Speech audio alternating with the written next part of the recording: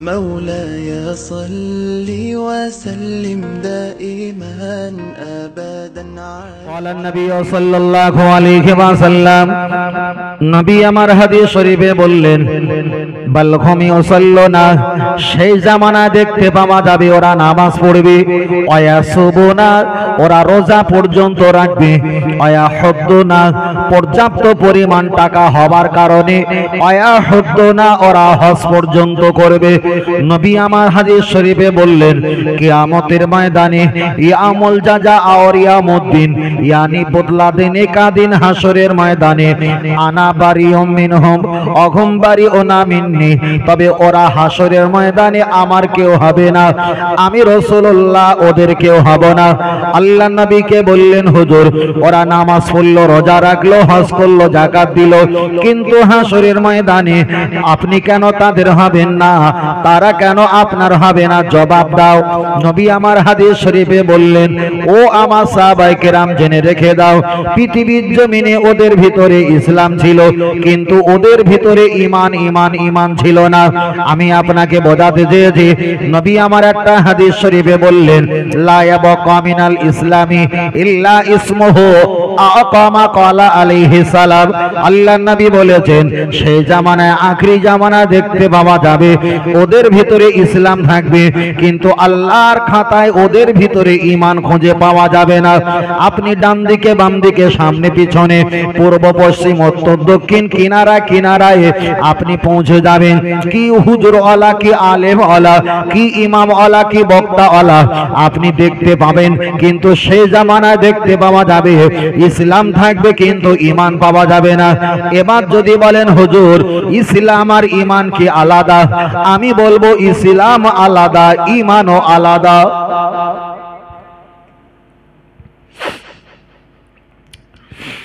চলেন আমি আপনাকে বোঝাতে চাই ইসলাম আর ঈমান কেমন আলাদা।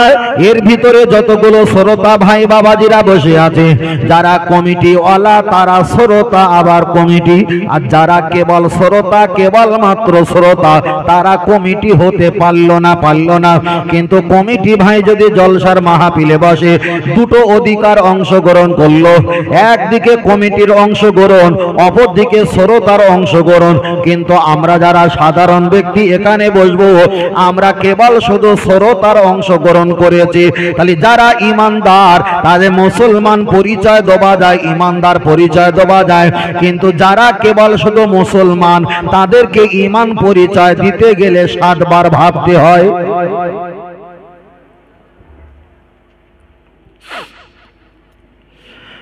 চলেন আমি আপনাকে বোঝাতে চাই লক্ষ্য করে দেখা যায় আমরা ওয়াজ নসিহত করি ওয়াজ নসিহতের মাধ্যমে আল্লাহ এবং নবী পীর মাশায়েখের কথা আমরা বারবার তুলে ধরি তার কারণ হলো আল্লাহকে এবং নবীকে পাওয়ার জন্য এই কথাটা আমরা বারবার বলে থাকি।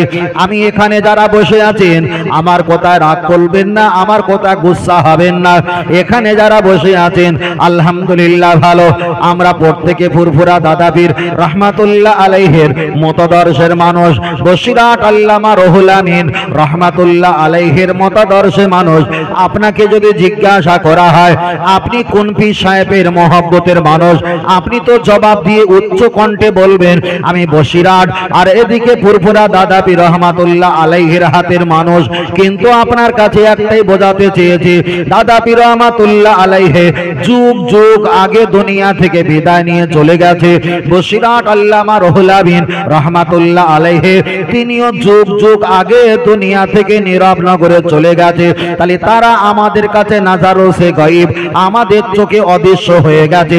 এবার আমি আপনাকে জিজ্ঞাসা করব আপনার পীর সাহেবের নাম কি আপনি বলবেন বসিরহাট আল্লামা রাহমাতুল্লাহ ফুরফুরা দাদা পীর রাহমাতুল্লাহ তারা তো যুগ যুগ আগে কবরে নীরব নগরে চলে গেছে।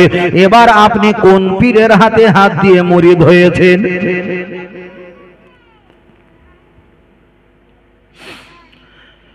চলেন আমি আপনাকে বোঝাতে চাই, তাহলে দাদা হুজুরকে আমরা চোখে দেখিনি, অনেকে আমরা বসিরহাট আল্লামা হুজুরকে চোখে দেখিনি, দাদা হুজুরকে মানি, বসিরহাট আল্লামা হুজুরকে মানি, কতটা হাজার বছর থাকবে। কিন্তু আমি বোঝাতে চেয়েছি দাদা পীর রহমাতুল্লাহ আলাইহি যে 4-5টা আওলাদ ছিল, দাদা পীর ইন্তেকালের পর ওই জামানায় যত আমার আপনার মতো আলেম ছিল, দাদা পীরের অবর্তমানে 4-5টা আওলাদের হাতে মুরিদ হয়েছিল না হয়নি? হয়েছিল। 4-5টা আওলাদ হুজুরকে আমরা বিদায় নিয়ে যাবার পর তারপরে যত আল আওলাদ ছিল আছে তাদের কাছে হাতে হাত দিয়ে মুরিদ বায়াত হওয়া হয়েছে। কিন্তু আমি আপনাকে বোঝাতে চেয়েছি সমাজের দিকে একটা বার তাকিয়ে দেখো, আমরা আহলে সুন্নাত আল জামাত, আমরা বসিরহাট আল্লামা হুজুর দাদা পীর রহমাতুল্লাহকে এত মহব্বত করি, কিন্তু সমাজে শহরে নগরে পাড়ায় পাড়ায় গ্রামে গঞ্জে খুঁজে দেখো বসিরহাট হুজুরের হাতে কেউ মুরিদ এখানে নেই, দাদা পীরের হাতে মুরিদ নেই, দাদা হুজুরের আওলাদের হাতে মুরিদ নেই, শুধু মুখেই আছে আমি একজন দাদা পীরের মুরিদ।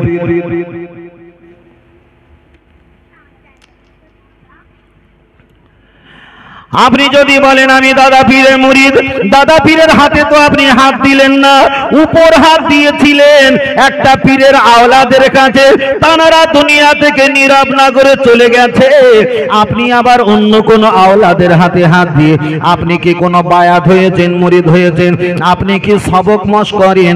আপনি কি তরিকা মশ করেন? আপনি বলবেন না না আমি তরিকা মশ করি না, আমি সবক মশ করি না। তাহলে আমরা পীর মাশায়েখের মহব্বতের মানুষ টোটাল 60-65টা বছর অতিবাহিত হতে চলেছে, কিছু বছর সামনে আছে। আমরা ফুরফুরা হুজুরকে মহব্বত করি, দাদা হুজুর বসিরহাট হুজুরকে ভালোবাসি, কিন্তু একবারও কোনো তরিকা সবক তালিম আমরা পাঠ করি না। এবার বলেন এই মুরিদ কি এটাই নাজাত পেতে পারে? এ বিচার আপনার কাছে দিলাম।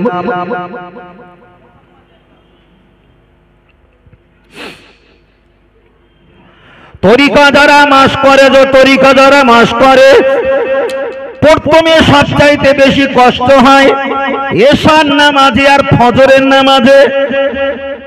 বাদ বাকি অন্যান্য 4-3 ওয়াক্ত নামাজ আছে, অতটা কষ্ট হয় না।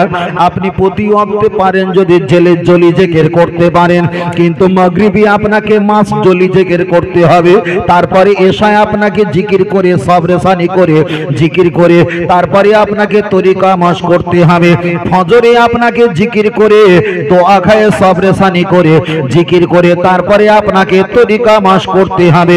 আমি আপনার কাছে আগের কথাটা খুব ভালো করে শুনবেন, কি বোঝাতে চেয়েছি আর কি আপনারা বুঝতে চেয়েছেন। তাই লক্ষ্য করে দেখা যায় সমাজের এমন বয়স প্রাপ্ত ব্যক্তি হয়ে গেছে, এমন সমাজের আলেম হুজুর, এমন আলেম সমাজে খুঁজে পাওয়া যাবে।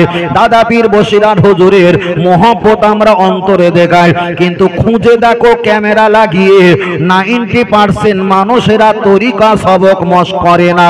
কিন্তু সেই দাদা পীর রহমাতুল্লাহ আর বসিরহাট হুজুর রহমাতুল্লাহ, বড় পীর রহমাতুল্লাহ, তানারাই তো ব্যাখ্যা করে বলে গিয়েছে যারা পীরের হাতে হাত দিয়ে মুরিদ হলো না, তরিকা বায়াত সবক মশ করে না, তাদের পিছনে তো নামাজ পড়া ফাসেদ নামাজ হবে না। একটু বুঝতে পারছেন কি বলেছি? মুখে বলেছেন সেটা আলাদা। আপনি 5 ওয়াক্ত নামাজ আদায় করেন, আলহামদুলিল্লাহ ভালো। নামাজের আগে আপনি ফেসবুক দেখছেন, নামাজের পরে আপনি ফেসবুক দেখছেন। এই পাপের কাছ থেকে বাঁচার জন্য কোন পীর ওলির হাতে হাত দিলে প্রথম আপনাকে একটা সবক দেবে, আপনাকে 1000 বার সরে 1000 বার করে তওবা শরীফ পাঠ করতে হবে। আস্তাগফিরুল্লাহ রাব্বি মিন কুল্লি যামবি ওয়া আতুবু ইলাইহি লা হাওলা ওয়ালা কুওয়াতা ইল্লা বিল্লাহ। এই তওবা শরীফের 1000 রকমের ব্যবধান আছে, এই তওবা শরীফের 1000 রকমের আল্লাহ নিয়ামত দিয়েছে। এর ভিতরে সবচাইতে বড় একটা নিয়ামত হলো আল্লাহ পাপের কাছ থেকে তোমাকে হেফাজত করবে আর ভালো ব্যক্তির সঙ্গে তোমার দাঁড় করিয়ে দেবেন। জোরে বলেন। আগের কথা বলছিলাম, আমাদের গোনা বেশি পাপ, আমাদের গোনা পাপ বেশি নেকি হলো কম। তাহলে তওবা শরীফ বেশি পাঠ করলে দুটো উপকার, হাজার উপকার আছে, তার ভিতরে দুটো কোয়ালিটি হলো তোমার পাপের কাছ থেকে হেফাজত করবে আর ভালো ব্যক্তির সামনে তোমাকে দাঁড় করিয়ে দেবে। চলেন আমি আপনাকে বোঝাতে চেয়েছি, আপনি এশার নামাজ পড়বেন, আপনি নিয়াত করতে পারেন আমি আমার কলব দিকে মতওয়াজ্জা আছি, আমার কলব জনাব পীর সাহেব হুজুর কেবলা নবী করিম সাল্লাল্লাহু আলাইহি ওয়াসাল্লামের কলবে তানার মহব্বত জিয়ারাত আমার নসিবে কবুল হোক। আল্লাহুম্মা সাল্লি আলা সাইয়্যিদিনা মুহাম্মাদিন আন-নাবিয়্যিল উম্মি ওয়া আলিহি ওয়া আসহাবিহি ওয়া বারিক ওয়া সাল্লিম। এই তাসবিহটা আপনি 100 বার পাঠ করবেন। এই নামাজটা পড়তে গেলে খুশু খুজু হাজির হয়ে যায়, এই নামাজ পড়লে নীরবতা পালন হয়, এইভাবে তাসবিহ পাঠ করলে নিজের মস্তিষ্ক ঠান্ডা হয়, এইভাবে তাসবিহ তেলাওয়াত করে তরিকা মাস করে ইবাদত করলে জবানটার আওয়াজটা হালকা হয়ে যায়, এইভাবে ইবাদত করলে নিজের নজরটা কিন্তু পরিবর্তন হয়ে যায়, এইভাবে ইবাদত করলে অশ্লীল কাজ থেকে হেফাজত পাওয়া যায়, এইভাবে ইবাদত করলে আমার নবী পাখির সঙ্গে দিদার নসিব হয়ে যায়। সহজ উপায়। তবে যারা তরিকা মাস করবে তাদের ভিতরে সবচাইতে একটা কোয়ালিটি সবচাইতে ভাইটিয়াল, আমার কথা বুঝতে পারছো দাদু ভাই? সবচাইতে একটা কোয়ালিটি ভাইটিয়াল, সেটা হলো কি খাবার খেতে হবে হালাল। এইটি হলো সবচাইতে বড় পয়েন্ট। খাবার যদি হারাম হয় তাহলে রাসূলুল্লাহ সাল্লাল্লাহু আলাইহি ওয়াসাল্লাম দিদার পাওয়াটা খুব মুশকিল হয়ে যাবে, আর খাবার যদি হালাল হয় তাহলে পাওয়াটা খুব সহজ হয়ে যাবে। সবচাইতে বড় কঠিন এইটা। আল্লাহ ও আমার বাপজিরা, আমি আপনাকে বোঝাতে চাই, চলেন একটা বার আগিয়ে যাওয়া যায়। আল্লাহ নবী পাকের দিদার নবী আমার হাদিস শরীফে জানিয়ে দিলেন, মান জারানি বাদা আফাতি ফাকা আন্নামা জারানি ফি হায়াতি আও কামা ক্বালা আলাইহিস সালাম। আল্লাহ নবী আমার হাদিস শরীফে বললেন, কোন ব্যক্তি আমাকে সশরীরে দেখলো, ওই ব্যক্তি প্রকাশ্যে দেখলো, ওকে বলা হয় সাহাবী। যারা আমাকে স্বপ্ন হালাতে দিদার পেয়েছে ওদেরকে সাহাবী বলা হবে না, তবে দুনিয়াতে প্রকাশ্যে দেখার যেমন মর্যাদা পেল, যারা স্বপ্ন হালাতে দেখেছেন তারা সত্যি আমাকে দেখলো।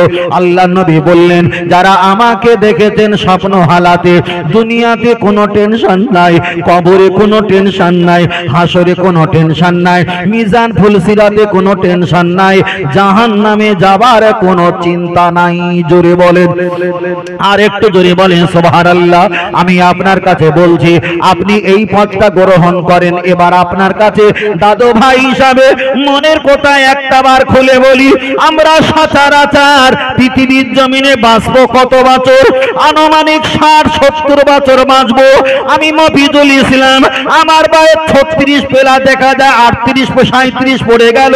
তাহলে আমার যদি 37 বছর হয়ে যায়, আমি যদি 60 বছর বাঁচি, 30-30-60 আমি দুইটো ভাগ করলাম, এই 60 বছর 2 দিনে ভাগ করলাম।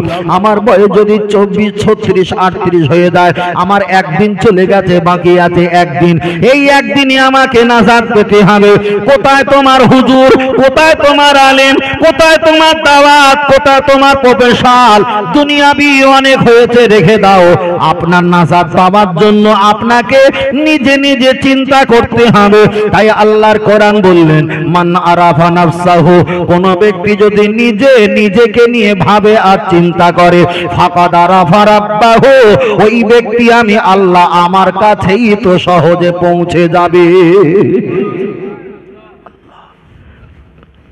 বালিশে মাথায় দিয়ে চিন্তা করবে যে আমার নাজাতের জন্য কিছু করেছি কি, করেছি কি? মুখের ভাষা দেখে কাউকে ভালো ব্যক্তি আর খারাপ ব্যক্তি বলে স্টাম্প লাগানো, এটা মনে হয় বোকামো কাজ হবে। মেজলা হুজুর পীর কেলা বলতেন, কাউকে খারাপ বলতে গেলে 3 বছর এক জায়গায় ঘুমাও, কাউকে ভালো বলতে গেলে 3 বছর এক জায়গায় থাকো, তারপরে ভালো সার্টিফিকেট দিও, খারাপ সার্টিফিকেট দিও। আল্লাহ এই জবানটা ঠিক রাখেন। রাসূল বলেছেন দুটো জিনিস ঠিক রাখবে, 2 পাশার মাঝখানে, 2 ঠোঁটের মাঝখানে, দুটো জিনিস ঠিক রাখবে, তোমাদের নাজাত দেওয়ার জন্য আমি রাসূল শাফাআতকারী হয়ে যাব। বলুন সুবহানাল্লাহ। ও আমার জওয়ান যুবকেরা, আমি আপনাকে বলছিলাম নবী সম্পর্কে বলছিলাম, একটু মারেফাত লাইনের কথা আপনাকে বলছিলাম। কেন আমরা গোলাম ফুরফুরা আবু বকর সিদ্দিক রাহমাতুল্লাহ আলাইহি, বশিরাত আল্লামা রাহমাতুল্লাহ আলাইহির ক্যাটাগরি মানুষ, তাদের রূহানি সন্তান, তাদের মহব্বতের মানুষ। ওই জন্য এই কথাটা আমি আপনার কাছে একটু ব্যক্ত করতে আমার মন চেয়েছে, তাই আমি আপনার কাছে কিছু সংক্ষেপ বলছি, বারবার করে বলবো। এবার আপনি ফজরের নামাজে, আপনার নামাজ ফজরের নামাজে যদি 5টার সময় 5:15 কিংবা 5টার সময় যদি ইমাম সাহেব মুয়াজ্জিন সাহেব ফজরের আজান দেয়, আপনি একটাবার অ্যালার্ম দিয়ে রাখেন 8 ঘন্টা আগে। 1 ঘন্টা আগে আপনি 10-15 মিনিট ইস্তেঞ্জা, রফা, হাসাদ, পায়খানা সরঞ্জামগুলো করে নেন, পোশাকটা পরে নেন। আপনি কমপক্ষে 4 রাকাত, কমপক্ষে 8 রাকাত, কমপক্ষে 12 রাকাত আপনি একটু তাহাজ্জুদ নামাজ পড়ে নেন। তাহলে সেই যখন ফজরে উঠবো, যদি আমি আধা ঘন্টা আগে উঠে যাই, তাহলে ফজরের আগে, ওয়াক্তের আগে আমার তাহাজ্জুদটা পড়া হয়ে যাবে। আপনি যদি তাহাজ্জুদের নামাজে, আমি আপনাকে বলছি, সিজদা গিয়ে সুবহান রাব্বিয়াল আলা, সুবহান রাব্বিয়াল আলা এই তাসবিহটা আপনি 3 বার পড়ে নেবেন। আর ওই সিজদা গিয়ে আর কোন তাসবিহ পড়ার দরকার নেই। কি চাওয়া সব সিজদা গিয়ে চাও, কি অভিযোগ সব সিজদা গিয়ে করো, কি কান্নাকাটি সব সিজদা গিয়ে করো, কি আল্লাহর কাছে বিচার দেবে সব সিজদা গিয়ে বিচার দাও। নবী আমার বলেছেন পৃথিবীর জমিনে দোয়া কবুল হয় অনেকটা সিস্টেমে, অনেকটা পদ্ধতিতে। আসজুদু লিল্লাহ, কোন বান্দা যদি আল্লাহর নামে সিজদা দেয়, সিজদা দিয়ে ওই সিজদার ভিতরে গিয়ে আল্লাহর কাছে অভিযোগ জানায়, আল্লাহর কাছে সাহায্য চায়, আমার আল্লাহর নবী বলেছে আমার আল্লাহ প্রত্যন্ত বক আসমানে এসে ওই বান্দা রহমত দেওয়ার জন্য প্রস্তুতি হয়ে যায়। আর একটু জোরে হবে না? এখানে যারা আছেন একদম চ্যালেঞ্জ নিয়েই বলছি, সেজদাতে কোন সমান্তরে বাংলায় আল্লাহর কাছে দোয়া চাইছি? একদম বুকে হাত দিয়ে বলি, চাইছি? চাইনি।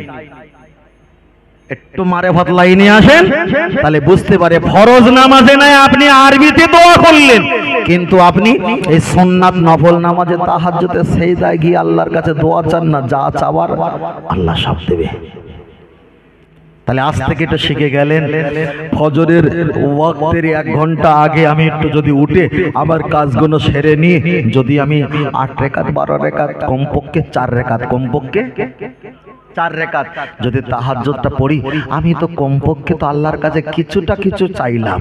দোয়া করে চাইবো এই যতটা না কবুল হয়, সিজদায় গিয়ে চাইলে তার চাইতে খোদার কসম আগে দোয়া কবুল হয়। আল্লাহ, চলেন আমি আপনাকে বোঝাতে যাই, লক্ষ্য করে দেখা যায়। তাহলে আপনাকে বললাম, আপনি ফজরের নামাজটা আদায় করে নিলেন, আদায় করে নেবার পর ডানে বানে সালাম ফিরকার दोनों हाथ उठाकर दुआ मांगे, हाथ बहुत ज्यादा न उठा, यानी कंधों से ऊंचे ना करो, हाथটা বেশি উপরে তুলবে না, অতএব কানের উপরে হাত তোলা চলবে না। আপনি মোনাজাত করার সময় কানের উপরে হাত তুলবে না।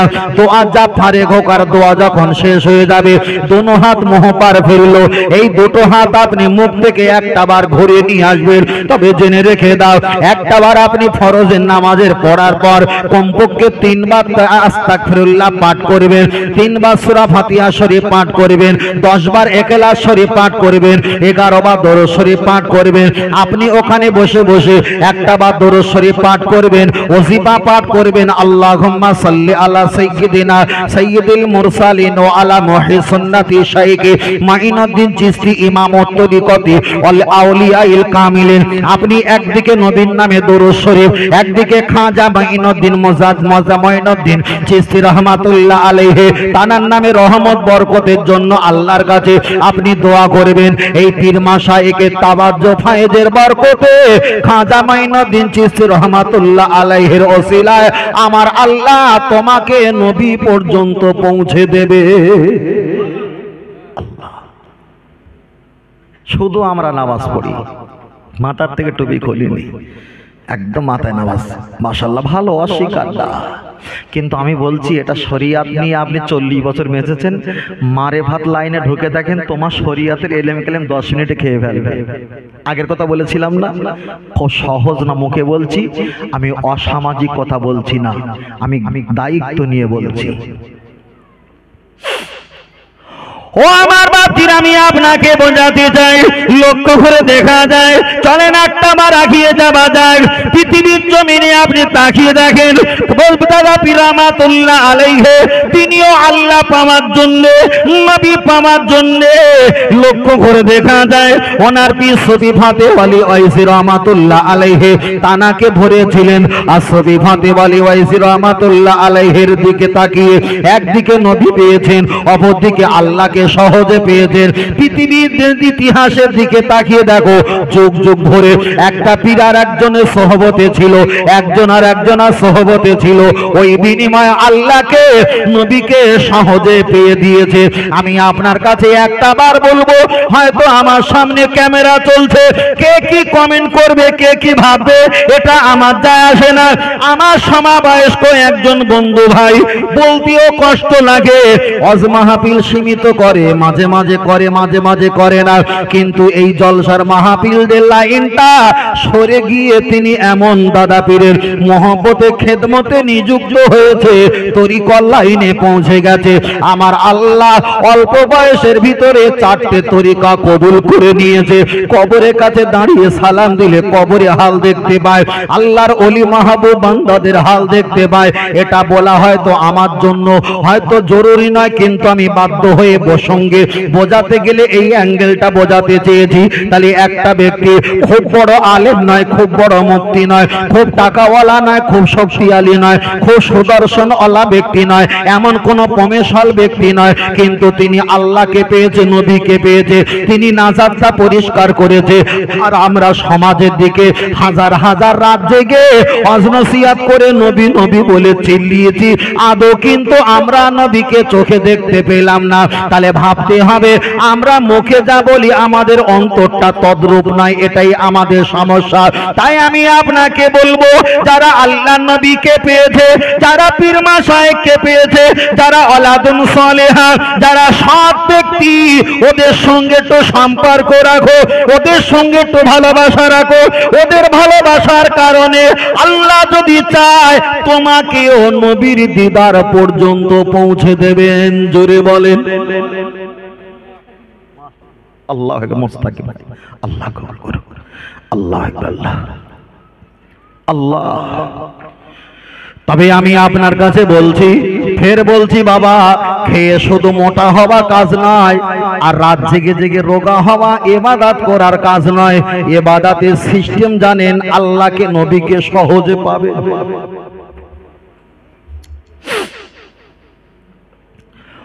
ও আমার দেওয়ার যুবকের, আমি আপনাকে বোঝাই, তাহলে একটা বার আগিয়ে যাওয়া যায়। নবী আমার জানিয়েছে, কোন ব্যক্তি যদি আমার দিদার পায়, হাদিসটা আমি পূর্বে বলেছিলাম, ওই ব্যক্তি দুনিয়াতে কোনো টেনশন নাই, মরণকালে কোনো টেনশন নাই, কবরের ভিতরে কোনো টেনশন নাই, হাসর মিজান কালে কোনো টেনশন নাই, জাহান্নামের ভয় আর কোনো টেনশন নাই। ওই ব্যক্তি জান্নাত নসিব হয়ে যাবে। আল্লাহ নবী এক সময় বলেছিলেন বিবি আয়েশাকে, এ বিবি আয়েশা সিদ্দিকা রাদিয়াল্লাহু তাআলা আনহা, আমার অবর্তমানে আমার ইন্তেকালের পর একটা বার কি আমার কবর শরীফ মাজার শরীফের কাছে হাজির হয়ে যাবে। ইয়া রাসূলুল্লাহ, হাবিবাল্লাহ, আপনার মাজার শরীফের কাছে গিয়ে আমাদের লাভ কি হবে? আপনার মাজার শরীফের কাছে গিয়ে আমাদের উপকার কি হবে? নবী আমার জানিয়েছিলেন, বিবি রে, আমার মাজার শরীফের কাছে কোনো ঈমানদার ব্যক্তি যদি হাজির হয়ে যায়, মানজারা কবরিন, কোন ব্যক্তি যদি আমার কবর শরীফটা দেখতে পায়, অজাবাত লাহু শাফাআতি, ওই ব্যক্তির জান্নাতি দেওয়ার জন্য আমি রাসূলুল্লাহ শাফাআতকারী হয়ে যাব। জোরে বলেন সুবহানাল্লাহ। আল্লাহ নবীর মাজার শরীফটা দেখলে ওই ব্যক্তির জান্নাতে দেওয়ার জন্য নবী যদি দায়িত্ব নেয়, ও আমার সোনার ভাইরা, কোন ব্যক্তি যদি নবীকে দিদার পায়, আর কি কোনো টেনশন থাকে? এতগুলো কথা বলার ভিতরে উদ্দেশ্য এটা। আল্লাহ আম্মা জান আয়েশা সিদ্দিকা রাদিয়াল্লাহু তাআলা আনহা আল্লাহ নবীকে বললেন, ইয়া রাসূলুল্লাহ হাবিবাল্লাহ, তাহলে আপনার মাজার শরীফের কাছে গিয়ে কি করা দরকার?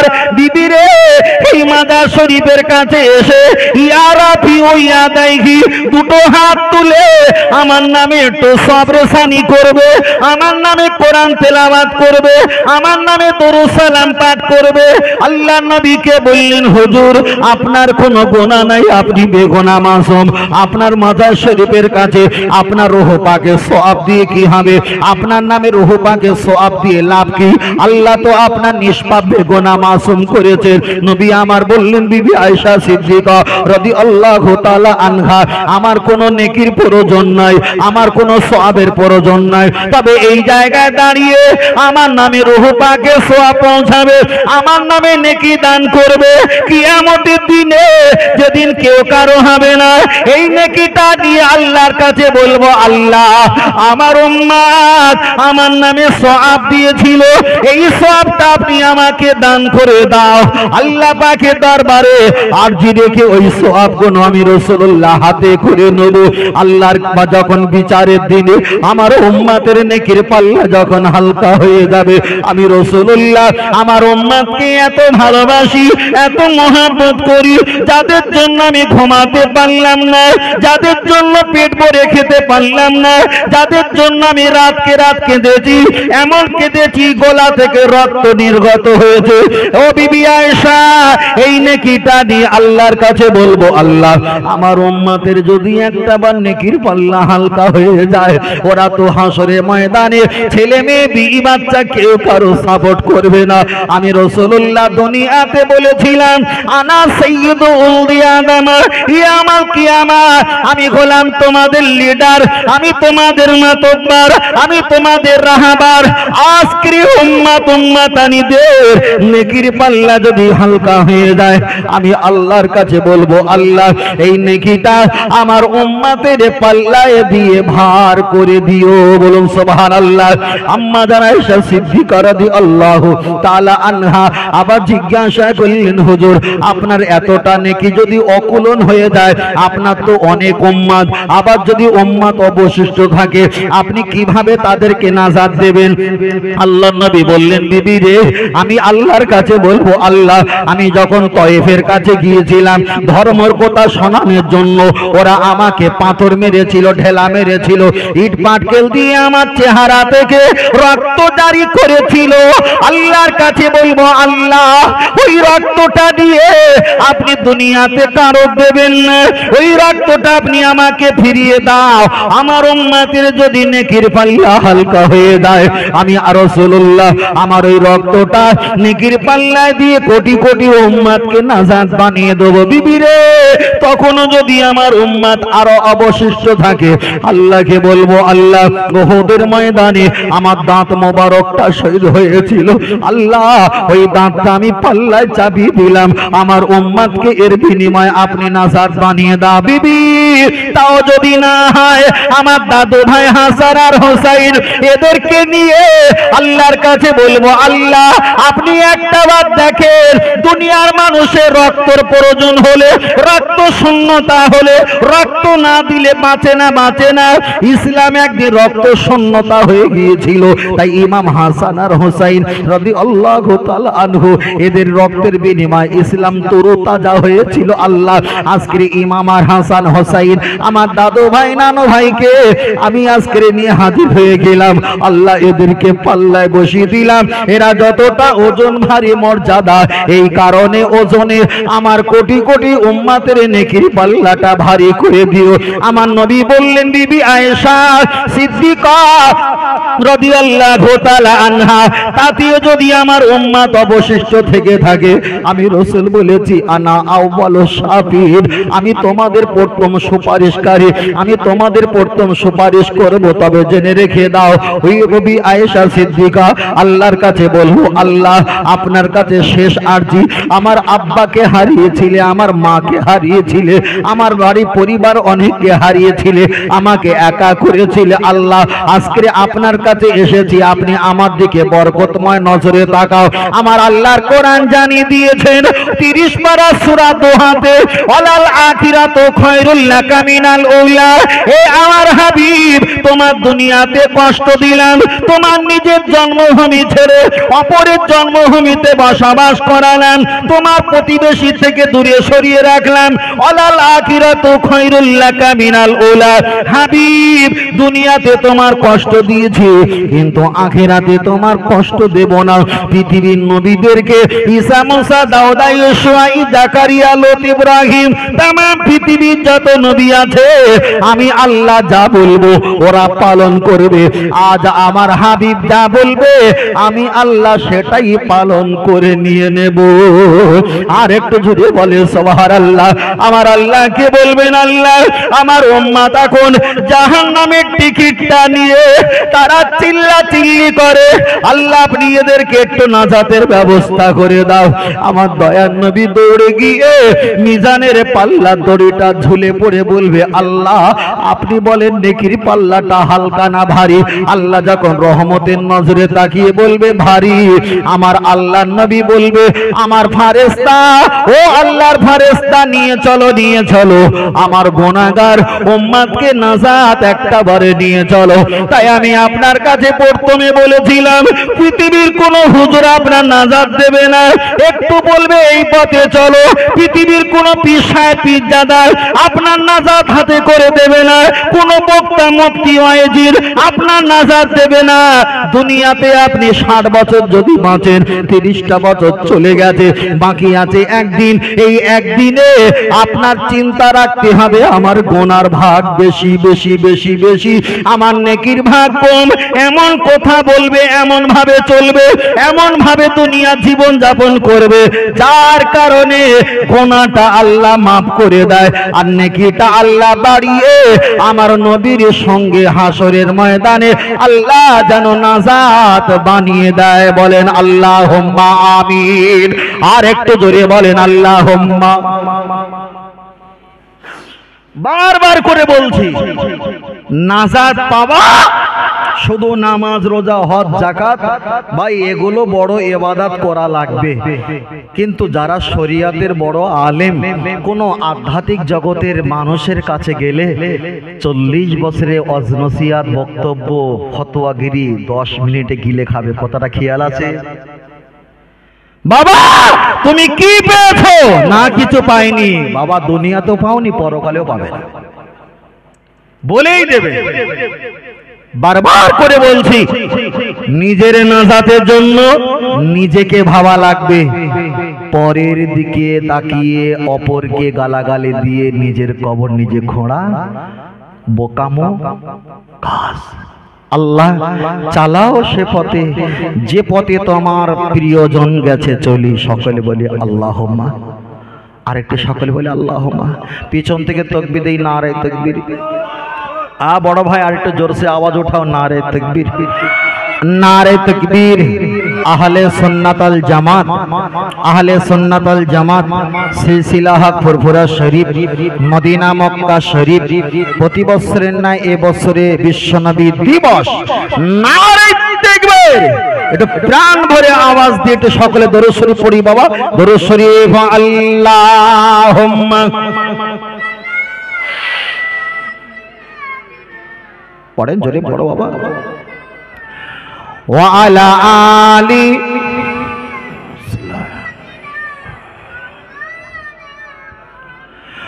ও গো আমার পিয়া নবী, তোমার প্রেমে পাগল আমি।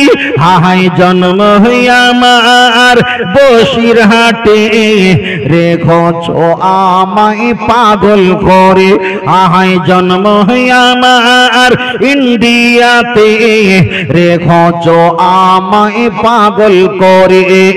রসুল তোমায় ভালোবাসে ভালোবাসি মন হৃদয় উঝাড় করে বুকের মাঝে জ্বালায় আমার দূর হবে তোমার দিদারে দূর হবে তোমার দিদারে ও নবী সুখে তুমি দুঃখে তুমি মুখে তুমি বুকে তুমি আহাই মায়া যদি লাগে তোমায় মায়া যদি লাগে তোমায় দিদার দিও স্বপ্ন যোগে রসুল তোমায় ভালোবাসি মন হৃদয় উঝাড় করে বুকের মাঝে জ্বালায় আমার দূর হবে তোমার দিদারে দূর হবে তোমার দিদারে জোরে জোরে জোরে আল্লাহুম্মা মাশাআল্লাহ মন খুলে পড়ো বাবা আমার নবীর শান ওয়া আলা আলি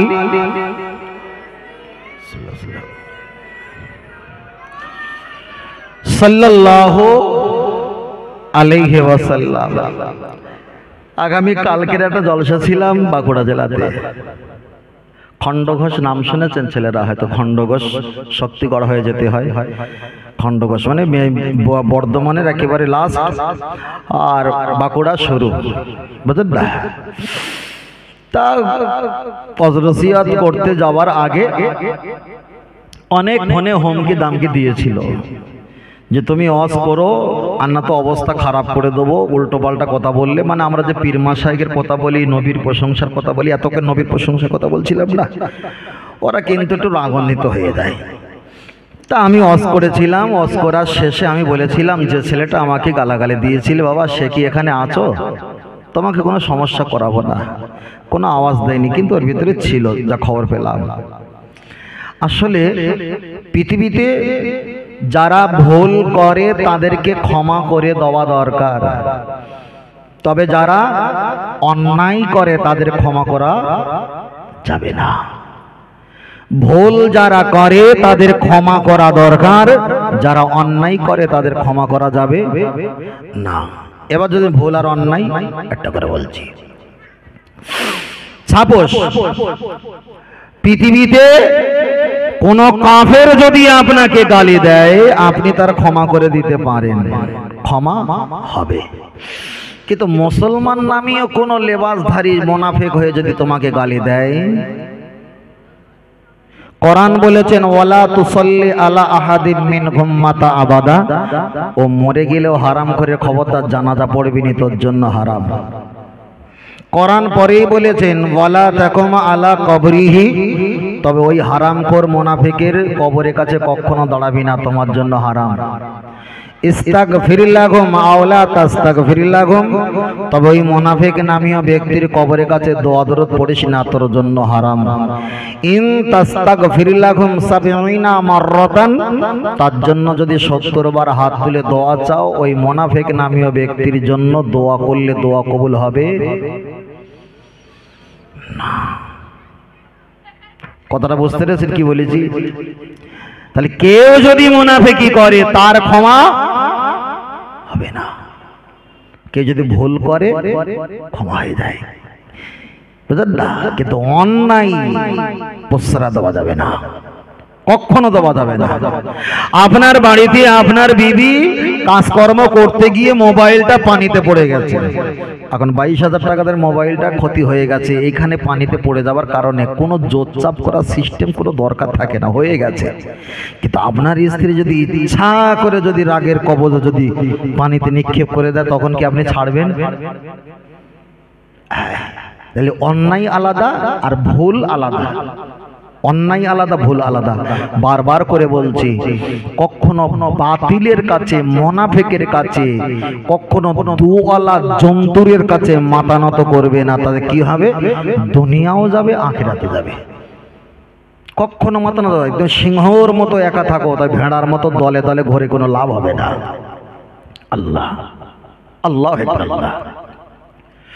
চলেন আমি আপনাকে বোঝাতে চাই, লক্ষ্য করে দেখা যায় প্রথম থেকে এই পর্যন্ত অনেক কথা বলেছিলাম, বিষয় একটা ছিল আমার নবীর প্রশংসা, আর তার ভিতরে আমাদের উদ্দেশ্য ছিল এমন কিছু কথা বলি, এমন কিছু কথা শুনি যার কারণে আমাদের নেকিটা বেড়ে যায়, গুনাহটা কমে যায়। ও আমার বাপজিরা, আমি আপনাকে বলছিলাম তাহলে নবী সম্পর্কে বলতে বলতে অনেকটা লম্বা হয়ে গেছে। এবার আপনারা যারা এখানে আছেন, রাস্তায় চলতে চলতে আপনারা একটু তওবা শরীফ পাঠ করবেন, আস্তাগফিরুল্লাহ রাব্বি মিন কুল্লি যামবি ওয়া আতুবু ইলাইহি লা হাওলা ওয়ালা কুওয়াতা ইল্লা বিল্লাহ। আপনি সারা দিনে অন্তত 100 বার 50 বার তওবা শরীফ পাঠ করবেন, তাহলে পাপের কাছ থেকে আপনি দূরে থাকতে পারবেন, আল্লাহ আপনার প্রতি রহমত দান করবে। তার গ্যাস বের হচ্ছে না, দেখো তারের গ্যাস বার হচ্ছে, তারের গ্যাস বার হচ্ছে হালকা হালকা, তার পড়া, তাই না? ওটা ভরছে না? হ্যাঁ একটু হচ্ছে, দেখো খেয়াল করে দেখো। ও আমার জওয়ান যুবকেরা, লক্ষ্য করে দেখা যায় আগে চলে যাওয়া যায়, আপনি তওবা শরীফ পাঠ করবেন।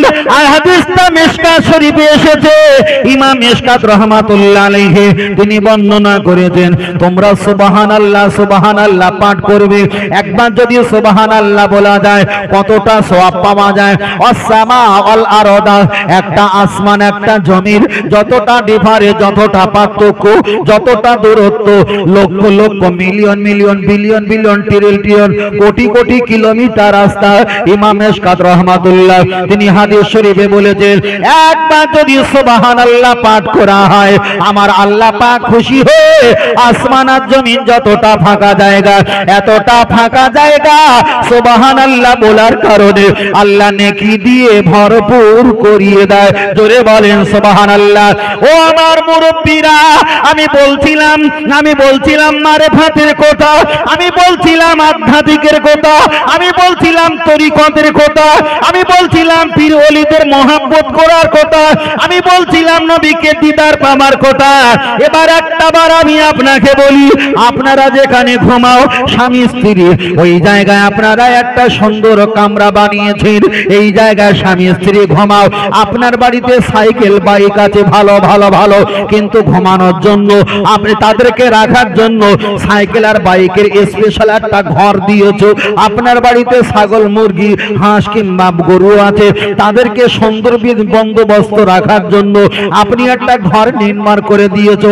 অস্তাকে ভালো করে লজিকটা খেয়াল করবে, আপনার বাচ্চা লেখাপড়া করে পরীক্ষা যাতে পাস করতে পারে তার জন্য স্পেশাল একটা ঘর কামরা বানিয়ে দিয়েছো। আপনার বাড়িতে ছাগল বকরির জন্য একটা কামরা বানিয়ে দিয়েছো, সাইকেল বাইক রাখার জন্য একটা কামরা বানিয়ে দিয়েছো, কাঠকুটো কোনো ভিজে যাবার ভয়তে সুন্দর একটা কামরা বানিয়ে দিয়েছো। তবে আল্লাহর বান্দা হিসাব করে দেখে দিয়েছো। আগের কোরআনের আয়াতটা আর একবার বলি, মান আরাফা নাফসাহু ফাকাদ আরাফা রাব্বাহু।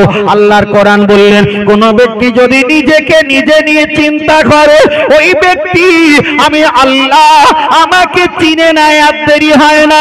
তাহলে সমাজে আপনার ছেলের জন্য লেখাপড়ার কামরা বানিয়েছো, কাঠ রাখার জন্য ছাগল বকরি দুম্বা মহিষ এইগুলো রাখার জন্য আপনি কামরা বানিয়েছো, সাইকেল ঘড়ি সাইকেল কিংবা বাইক রাখার জন্য আপনি কামরা বানিয়েছো। তবে চাচাজি তোমার এত বড় সময় সম্পত্তি আছে, তুমি কোনো একটা কামরা বানিয়েছো। আমি এশার নামাজ পড়লে মসজিদের মুয়াজ্জিন দেরি করলে মুয়াজ্জিন সমালোচনা করে, আমি বেশিক্ষণ মসজিদে নামাজ পড়ে সময় দিতে পারি না, জোহরে নামাজ পড়ে আবার খেতে আসতে হয় সময় দিতে পারি না, মাগরিবের নামাজ পড়ে বাজারে যেতে হয় সময় দিতে পারি না। চাচাজি আমি নাজাতের জন্য বলছি, বড় ভাই আমি নিজে নিজে নাজাত পাবেন সেই কথাটা বলছি। আপনার এতগুলো কামরা আছে, ওই কামরার ভিতরে পাশে একটা কামরা বানাও।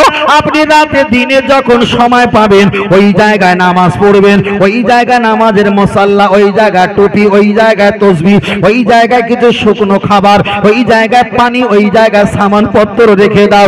বিবির সঙ্গে সময়টা দিয়ে দাও, প্রতিবেশীর সঙ্গে সময়টা দাও, বাড়ি পরিবারের সঙ্গে সময়টা দাও, মার্কেটিং ব্যবসা বাণিজ্যের সময় দাও। তবে তুমি যখন মসজিদের সময় পাবে, মসজিদের সময় দাও। তুমি যখন বাড়িতে 2 ঘন্টা সময় পাবে, তোমার ওই নির্জলা এলাকা, নির্জলা একেবারে নিস্তব্ধ কামরা, ওই কামরা ঢুকে গিয়ে তুমি 5 ওয়াক্ত নামাজের ভিতরে একটা ওয়াক্ত নামাজটা আদায় করে দিয়ে ওই জায়গায় তাসবিহ পাঠ করে ইয়া রাফি ইয়া দাইহি আল্লাহ দরবারে হাত তুলে কাঁদো। তোমার চোখ থেকে হয়তো কান্না আসবে না, দুনিয়াতে অনেক পাপ করেছি, চোখ থেকে আমার পানি জারি না হতে পারে।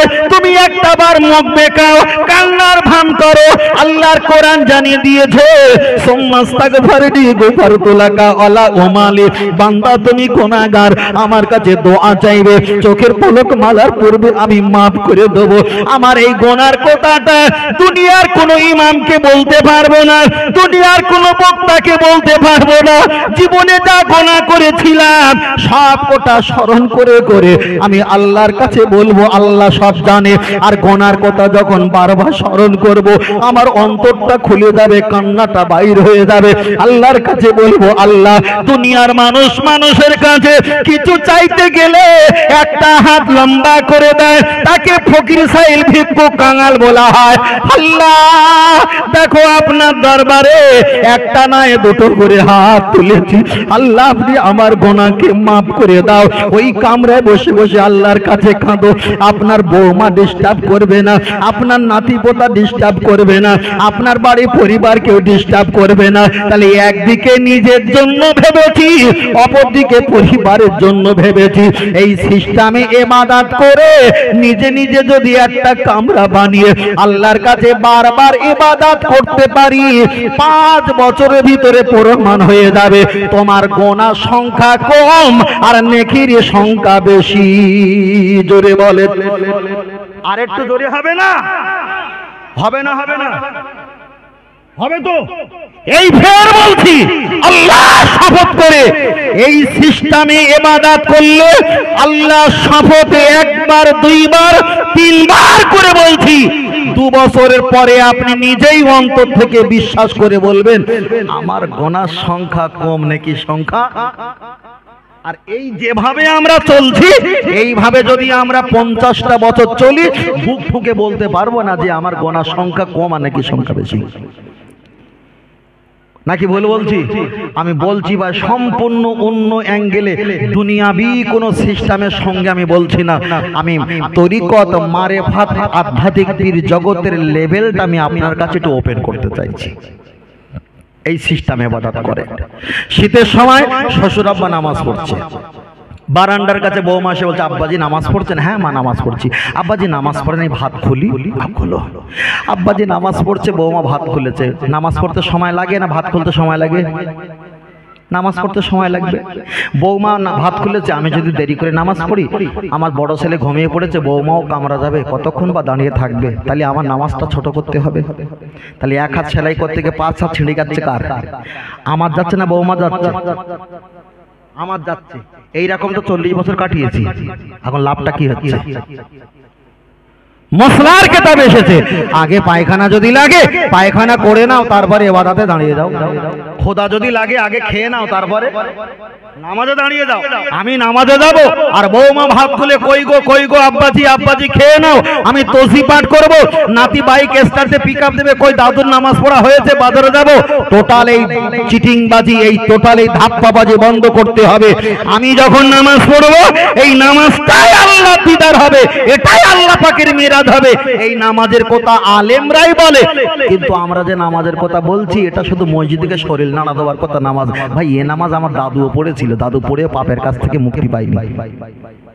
কথা বুঝতে পেরেছেন? এই নামাজটা আমার দাদুও পড়েছিল, পড়ার পরেও পাপের কাছ থেকে মুক্তি পাইনি। তার কারণটা কি? এই ইবাদতটা আল্লাহর কাছে খুব একটা যাচ্ছে না। আমি বারবার করে বলছি, আপনি এই সিস্টেমে নামাজ পড়েন, আপনার খাওয়া দাওয়া যা হবে বাড়িতে এলান করে দেন, আমার নামাজ পড়ার সময় যদি খাবার প্রয়োজন হয় ভাত খুলে রাখতে পারেন, ঢাকা দিয়ে রাখবে, নইলে নামাজ পড়া হয়ে গেলে আওয়াজ দেবো, আমাকে ভাত খুলে দেবেন। তবে আমি নামাজ পড়বো আমার নিজের স্বাধীন স্বাধীনতায় 10 মিনিট চাইলে 10 মিনিট, ব্যস্ততা থাকলে 10 মিনিট, ব্যস্ততা না থাকলে 20 মিনিট, 20 মিনিট, আধা ঘন্টা কাটাতে পারি। কেন? আমার স্রষ্টার কাছে আমার অনেক কিছু বলার থাকে, ঠিক না বেঠিক? আমার কথা কি রাগ করছে বাবু? পিছনে যারা আছে রাগ করছেন নাকি?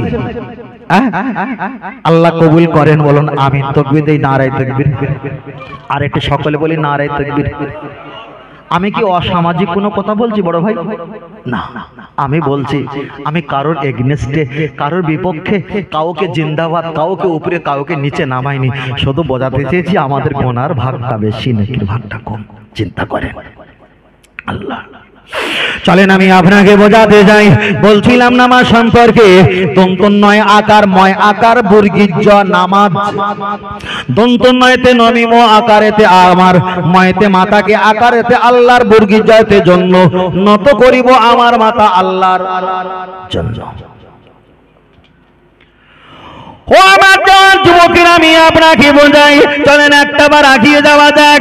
ফের বলছি, আপনার কাছে যদি কোনো হাক্কানি পীর মাশায়েখ পরিচিত থাকে, আপনি তানার হাতে হাত দিয়ে বায়া দাও, বলবেন হুজুর আমাকে সবক দেন। আপনি সবকটা নিয়ে পালন করেন, দেখতে পাবেন আপনার কাটিং, আপনার চরিত্র, আপনার চেহারা, আপনার নিদর্শন, আপনার রূপ, আপনার সম্পূর্ণ ব্যবহার অন্য নামাজির তুলনা সম্পূর্ণ ভিন্ন হয়ে যাবে। বারবার একটাই কথা বলছি বাবা, আপনি নামাজ পড়বেন, নামাজ পড়বেন। এবার একটা বার বলবো, জীবনে হয়তো বলিনি, কোনো সময় বলিনি, টোটাল ইন্টারনেটে আমি বলিনি, তবু একটু ছোট করে বলতে হয়। টোটাল নামাজ পড়তে গেলে নামাজটা হয় কি দিয়ে? হাদিস দিয়ে না কোরআন দিয়ে? আহা, পিছন থেকে আওয়াজ আসেন, একটু জোরে বলতে হবে। নামাজ পড়তে গেলে হাদিস দিয়ে পড়তে হয় না কোরআন দিয়ে পড়তে হয়? আর একটু জোরে বলেন। কোরআন দিয়ে। এবার আমি আপনার কাছে যদি বলি, আপনি বলবেন ভাই তুমি কেমন বলছো? আগে বলেছিলাম 40 বছরের শরিয়াতের আলেম, মারেফাতের আলেম 10 মিনিটে গিলে ফেলবে বলেছিলাম। আপনি নিয়াত করেছেন, এবার বলেন নিয়তটা হাদিস না কোরআন? হাদিস। একজন আঙ্গুল গোনেন, আপনি নিয়াত করেছেন নিয়তটা হাদিস না কোরআন? হাদিস। সানা পড়েছেন সুবহানাকাল্লাহুম্মা, হাদিস না কোরআন? হাদিস। আপনি পড়েছেন আউযু বিল্লাহি মিনাশ শাইতানির রাজিম, এটা হাদিস না কোরআন? কেউ বলেছে কোরআনে এসেছে, আবার কেউ বলেছে হাদিসে। অধিকাংশ মত হলো এটা হাদিস। আপনি না না, আউযু বিল্লাহি মিনাশ শাইতানির রাজিম, এটাই হলো পুরোপুরি হাদিস। এবার বলেন বিসমিল্লাহির রহমানির রহিম, কোরআনের ভিতরে এইটা ঢুকে আছে। কেউ বলেছেন এটা কোরআন, কেউ বলেছে হাদিস। অধিকাংশ মত হলো এটা হাদিস। তাহলে আপনি নিয়ত করেছেন হাদিস, নিয়ত করেছেন হাদিস, সানা পড়েছেন হাদিস, আউযু বিল্লাহ বলেছেন হাদিস, বিসমিল্লাহ বলেছেন হাদিস। এবার আপনি কি বলবেন? আলহামদুলিল্লাহি রাব্বিল আলামিন, এটা হলো কোরআন। অন্য সূরা যাবে, বিসমিল্লাহ বলে অন্য সূরা যেতে হয়, সেটা হলো হাদিস। আপনি একটা সূরা পড়লেন, ওটা হলো কোরআন। এবার আপনি আল্লাহু আকবার বললেন, এটা হলো হাদিস। আপনি রুকুতে চলে গেলেন, এটা হলো সেজদায়, রুকুতে গিয়ে তাসবিহ পাঠ করলেন, সুবহান রাব্বিয়াল আযীম, সুবহান রাব্বিয়াল আযীম, এটা হলো হাদিস। আপনি সামি আল্লাহ বললেন, এটা হলো হাদিস। রব্বানা লাকাল হামদ বললেন, এটা হলো হাদিস। আপনি সেজদায় আল্লাহু আকবার বললেন, এটা হলো হাদিস। আপনি আবার সেজদা গিয়ে সুবহান রাব্বিয়াল আলা বললেন, এটা হলো হাদিস। আবার উঠে সেজদা যাবার আগে হামদান কাসিরান তৈয়িবান কোন একটা দোয়া পড়লেন, এটা হলো হাদিস। আপনি আবার তাশাহুদ পড়লেন, এটা হলো হাদিস। আপনি দরুদ শরীফ পাঠ করলেন, এটা হলো হাদিস। আপনি দোয়া পাঠ করলেন, দোয়া মাসুরা, এটা হলো হাদিস। আপনি সালাম ফিরালেন, এটা হলো হাদিস। আপনি যখন দোয়া পড়ছেন আল্লাহুম্মা আমিন, এটা কোরআনে নেই, এটাই হলো হাদিস। এবার বলেন নামাজ পড়তে গেলে বেশি হাদিস লাগে না কোরআন লাগে? ভাই মাথা খারাপ হয়ে যাবে। আগের কথা খেয়াল আছে? 40 বছরের বক্তব্য, কোন শরিয়াত মারফাতের আলেমের কাছে গেলে টিপে এক ঢোকে গিলে নেবে বলেছিলাম না? এক ঢোকে তো 40 বছরের বক্তব্য গিলে নেবে, তোর বাহাদুরি বন্ধ হয়ে যাবে। কেন? যারা শরিয়াতের আলেম, যারা মারফাতের আলেম, শরিয়াতটা হলো 1 আনা আর মারফাতটা হলো কোটি লক্ষ আনা। বলুন সুবহানাল্লাহ। ফের বলছি, তাহলে নামাজ পড়তে গেলে বেশি কি লাগে? কোরআন লাগে না হাদিস লাগে? হাদিস লাগে। এবার কেউ যদি বলে কোরআন ছাড়া নামাজ হবে না, কথাটা ঠিক, হাদিস ছাড়াও নামাজ হবে। তাশাহুদ পড়তে হবে, তাশাহুদ পড়া ওয়াজিব তো। তাশাহুদ পড়তে হবে, তাশাহুদ না পড়লে नहीं हो सकता। শুধু नहीं नहीं सिर्फ नहीं नहीं कभी नहीं हो सकता, কখনো হতে পারে না। ফের এবার বলছি, তাহলে নামাজে এক আনা কোরআনের আয়াত আর হলো মানে 2 আনা কোরআনের আয়াত আর বাদ বাকি 8 আনা হলো হাদিসের। তাহলে এখানে প্রমাণ হয়ে গেল নামাজ পড়তে গেলে কোরআনের অপেক্ষায় হাদিসের ব্যবহার বেশি।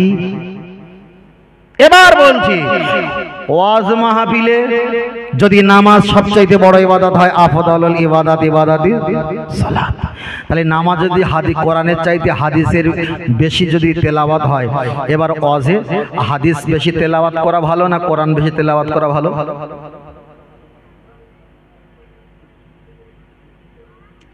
ও কোন একটা হুজুর এসে বলবে এত নম্বর পারা, অত নম্বর পারা, অত নম্বর পারা। আমি আপনার কাছে একটা কথা বলি, টোটাল পারাটা ওর কাছ থেকে একটু সরে দাঁড়িয়ে যাবে। নবী দুনিয়াতে এসেছিলেন তখন কিন্তু কোরআন নাজিল হয়নি।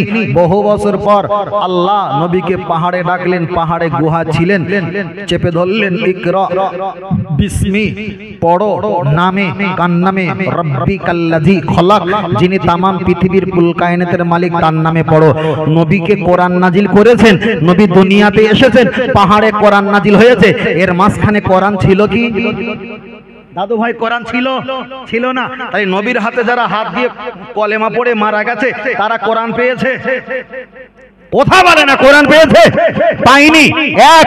দ্বিতীয় নাম্বার, নবী দুনিয়াতে এসেছে, আর সিদরাতুল মুনতাহা আরশে আজিমে গেছে, আল্লাহ নবীকে সালাম দিয়েছে, নবী আল্লাহকে কাছে ইবাদত গুলো সবকিছু আল্লাহর কাছে সুপর্দ করে দিয়েছে।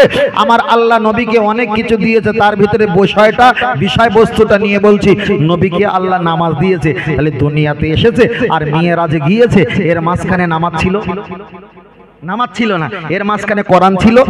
কোরআন ছিল না। তাহলে নামাজও ছিল না, কোরআনও ছিল না। ছিল কে? ছিল কে? নবী। তাহলে বলে যদি কোরআন যদি নাজাতের ওসিলা হয়, কোরআন যদি তোমার নাজাত দেয়, তাহলে যারা নবীর হাতে কলেমা পড়েছিল তারা কোরআনও পায়নি, তারা নামাজও পায়নি, পেয়েছে নবী। তাহলে কোরআন আমাদের নাজাত নয়, নাজাত যদি দিতে হয় মুহাম্মাদুর রাসূলুল্লাহ, জোরে বলে সুবহানাল্লাহ। আর একটু জোরে হবে না? আর একটু জোরে হবে না? তাহলে যারা কোরআনের কথা বলছে আমি অস্বীকার করছি না, ভালো ভালো, কিন্তু কোরআনের আগে নবী তো যখন এসেছিল নবী তো কোরআনের কথা বলিনি।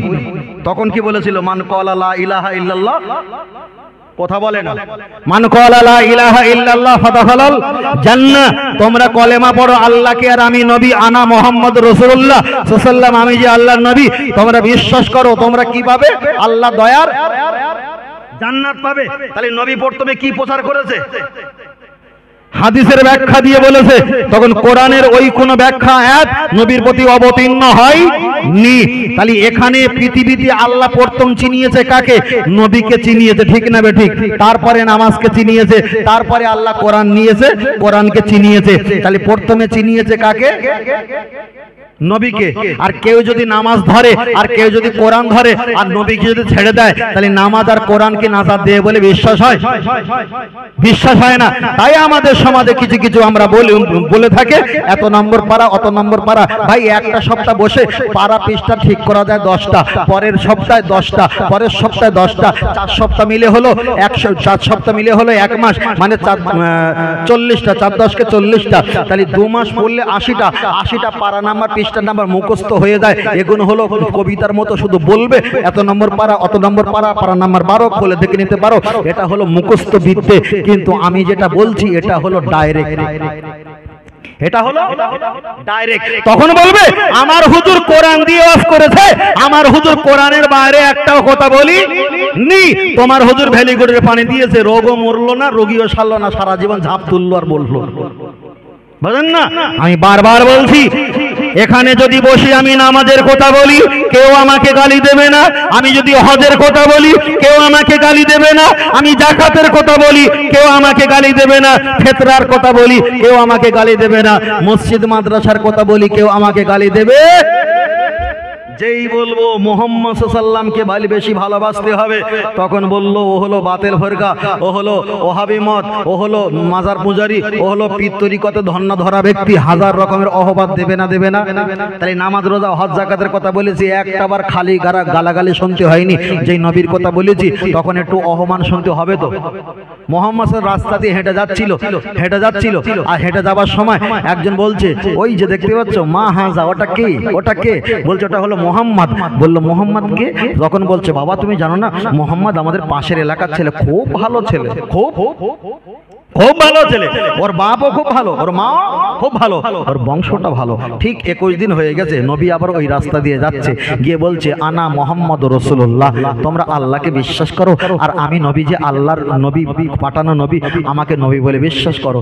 যে জবানে বলেছিল মোহাম্মদ কত ভালো ছেলে, কত ভালো, ওর বাপ ভালো মা ভালো, সেই জবানে বলছে বলে রক্ত খারাপ, ওর বাপ খারাপ, ওর মাও খারাপ। কিন্তু এর আগে যখন চুপ করেছিল তখন সব ভালো, আর যেই বলেছে আমি নবী মোহাম্মদ আমাকে মানো, তখন সব খারাপ হয়ে গেছে। তাই আমাদের জলসা মাহফিলে কমেন্টে যারা একটু লেখালেখি করে গালাগালি দেয়, ওদের কাছে সব ভালো। যেই নবী নিয়ে কথা বলেছি তখন ওদের গা জ্বালা জ্বালা করে। তাহলে এজিদ আর ওই ব্যক্তির পার্থক্য আছে বলে মনে হয়। ফের বলছি, পৃথিবীতে ইসলাম থাকবে কিন্তু ঈমান থাকবে না। তুমি যেভাবে ইবাদত করছো, তুমি যেভাবে ইবাদত চালিয়ে যাচ্ছ, আমি অনেক বড় ক্যালকুলেটর হিসাব করে দিতে পারি তোমার ইবাদত কতদূর যাচ্ছে আল্লাহ ভালো জানে। বুঝেন না? এটা তাকবীর, নারে তাকবীর, আর এটা তাকবীর, নারে তাকবীর। ভাই এসছো তো? বুঝেন? ভাই এসছো তো? এসছো তো? বাহ মাশাআল্লাহ, আল্লাহ কবুল করেন, বলুন আল্লাহুম্মা আমিন। জি জি জি, আর খানিক নামাজ করতে হবে, আর একটু সময় আছে তো, একটু আছে, অসুবিধা হচ্ছে না তো বাবা? মাশাআল্লাহ, আল্লাহ আপনি আমাদের বলা, আমাদের শোনা, এর ভিতরে আমলিয়াতের জিন্দেগি দেন, বলেন আল্লাহুম্মা আমিন। চলেন আমি আপনাকে বলছিলাম, বলতে বলতে অনেকটা বিষয় বলে ফেলেছি, চলেন আপনার কাছে এবার আর একটা বলে থাকি।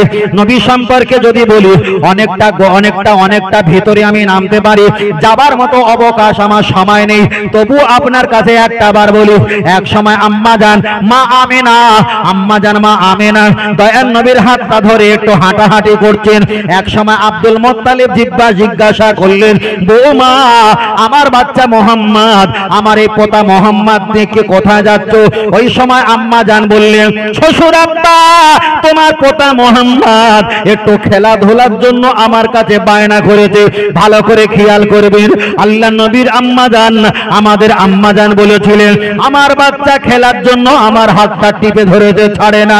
এই কথাটা বললেন আম্মা জান, তিনি কান্নাকাটি করে নিলেন। তাফসীর কারকেরা বর্ণনা করেছে, নবী খেলাধুলার জন্য, নবী যখন খেলার জন্য বেড়ানোর জন্য একটু মায়ের হাতটা ধরে টানাটানি করেছিল, আমার আল্লাহ সহ্য করতে পারল না। ওই নবীকে যখন পর্যাপ্ত পরিমাণ বয়স হয়ে গেছে, আমার আল্লাহ পাক সিদরাতুল মুনতাহা আরশে আজিমে আমার আল্লাহ নবীকে বেড়ানোর জন্য তিনি তুলে নিয়েছিলেন। জোরে বলেন। কেউ বলেছেন একদিকে আল্লাহ পাকের দিদার, একদিকে ইবাদত।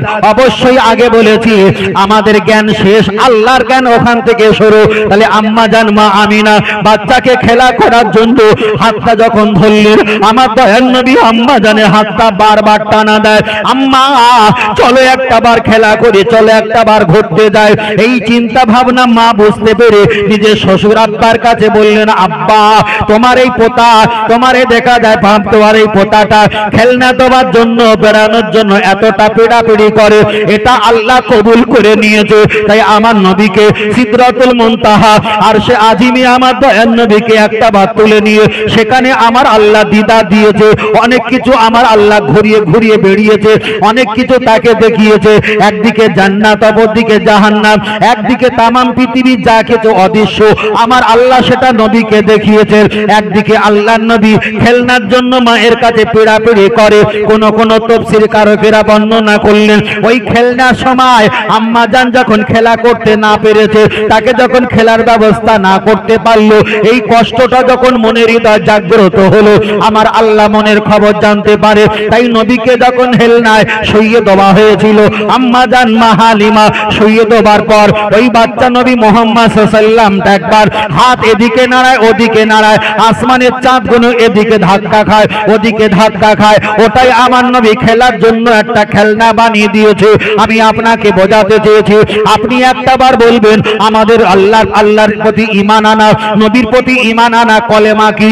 লা ইলাহা ইল্লাল্লাহ মুহাম্মাদুর রাসূলুল্লাহ। তার আগে আমরা আর একটা বলে থাকি, বিসমিল্লাহির রহমানির রহিম। বেসিনজের বিস, মিম লামজের মিল্লাম খরজাবাল্লাহ, হে রাজের হি রা হে দাবার রা, মিম খরজাবার মা নুন রা জিন্নি রা জাবার রা, হে याजिर ही मीम जरमी। बिस्मिल्लाहिर्रहमानिर्रहीम। अल्लाह के नाम से शुरू करता हो जो बड़ा मेहरबान नियत रहम वाला है। किंतु 1400 দেখা যায় 2024 সাল যখন পড়ে গেছে, নতুন করে আহলে হাদিস মতবাদ যারা আছে তারা কলেমা শরীফটা পাল্টে দিয়েছে। যেমন আমরা ইফতারের দোয়া করতাম, আল্লাহুম্মা সামতুলাকা ওয়া তাওয়াক্কালতু আলা রিজকিকা ওয়া আফতারতু বিরহমাতিকা ইয়া আরহামার রাহিমিন বিসমিল্লাহি ওয়া আলা বারাকাতিল্লাহ বলে খেতাব। ওরা ইফতারের দোয়াটা কেটে একটু হালকা করেছে, আল্লাহুম্মা লাকা সুমতু ওয়া রিজকিকা ওয়া আফতারতু বিরহমাতিকা বলে শেষ করে দিল। আমরা আস্তাগফিরুল্লাহ তওবা পাঠ করি, আস্তাগফিরুল্লাহ রাব্বি মিন কুল্লি যামবি ওয়া তুবু ইলাইহি লা হাওলা ওয়ালা কুওয়াতা ইল্লা বিল্লাহিল আলিয়ুল আযীম। ওরা তওবা শরীফটা কেটে হালকা করে দিয়েছে, আস্তাগফিরুল্লাহ রাব্বি মিন কুল্লি ওয়া তুবু ইলাইহি এটাই বলে শেষ করে দিয়েছে। আমরা কলেমা শরীফ পড়ি লা ইলাহা ইল্লাল্লাহু মুহাম্মাদুর রাসূলুল্লাহ। 2024 সালে আহলে হাদিস দলেরা কলেমাটা কেটে ফাঁকা করে দিয়ে তারা কলেমা বানিয়েছে লা ইলাহা ইল্লাল্লাহ আল্লাহু আকবার মুহাম্মাদুর রাসূলুল্লাহ তারা উঠিয়ে দিয়েছে। ফের বলছি বাবা, পৃথিবীতে ইসলাম থাকবে কিন্তু ঈমান থাকবে। আমরা সারা জীবন শুনেছি কি লা ইলাহা ইল্লাল্লাহ মুহাম্মাদুর রাসূলুল্লাহ সাল্লাল্লাহু আলাইহি ওয়াসাল্লাম। নতুন করে ওরা কলেমা শরীফ আবার তৈরি করেছে লা ইলাহা ইল্লাল্লাহু আল্লাহু আকবার। ভাই তাহলে আপনার যদি এতটা রাগ হয় তাহলে আমাদের কি হচ্ছে?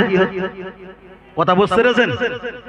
এতটা যদি আপনার রাগ হয় তাহলে আমাদের কি হচ্ছে? বারবার করে বলছি, চিল্লা চিল্লি ঠেলা ঠেলি চোখ রাগানো কোনো দরকার নেই। শেষ সময় নিজের নাজাতের জন্য ভাবো, বোঝেন না? 10 জনের মাথায় কাপড় তুলে দিকে নিজের দিকে আবার কাপড় খুলে যাবে। ওই জন্য নিজে বাঁচো, অপরকে বাঁচাও, তবে আগে নিজে বাঁচতে হবে। আল্লাহ আল্লাহ। ও আমার সোনা নানিকেরা, আমি আপনার কাছে বোঝাতে চেয়েছিলাম তাহলে কলেমা শরীফ ওরা পরিবর্তন করে দিয়েছে।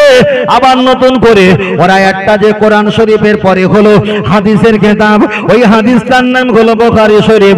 মোহাম্মদ আল্লামা ইসমাইল বিন বুখারী রাহমাতুল্লাহ আলাইহি ওই বুখারী শরীফটা ওরা পরিবর্তন করে ওতে লিখে দিয়েছে এটা হলো সহিহ বুখারী। সহিহ বুখারী নতুন করে আবার ওরা ফতোয়া দিচ্ছে কোরআন শরীফে 114টা সূরা। কয়টি সূরা?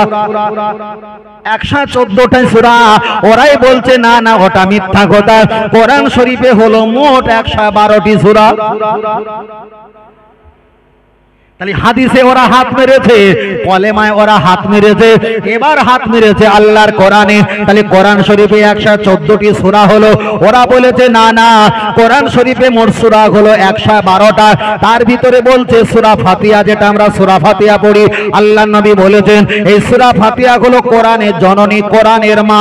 এই কোরআন শরীফে সূরা ফাতিহা 7টা আয়াত দিয়েছে। এই কোরআনের আয়াতটা নাজিল হয়েছিল ওই সময়। এক সময় দেখা যায় সাত ব্যক্তি রাস্তা দিয়ে হেঁটে যাচ্ছে, ওরা বেঈমান কাফের।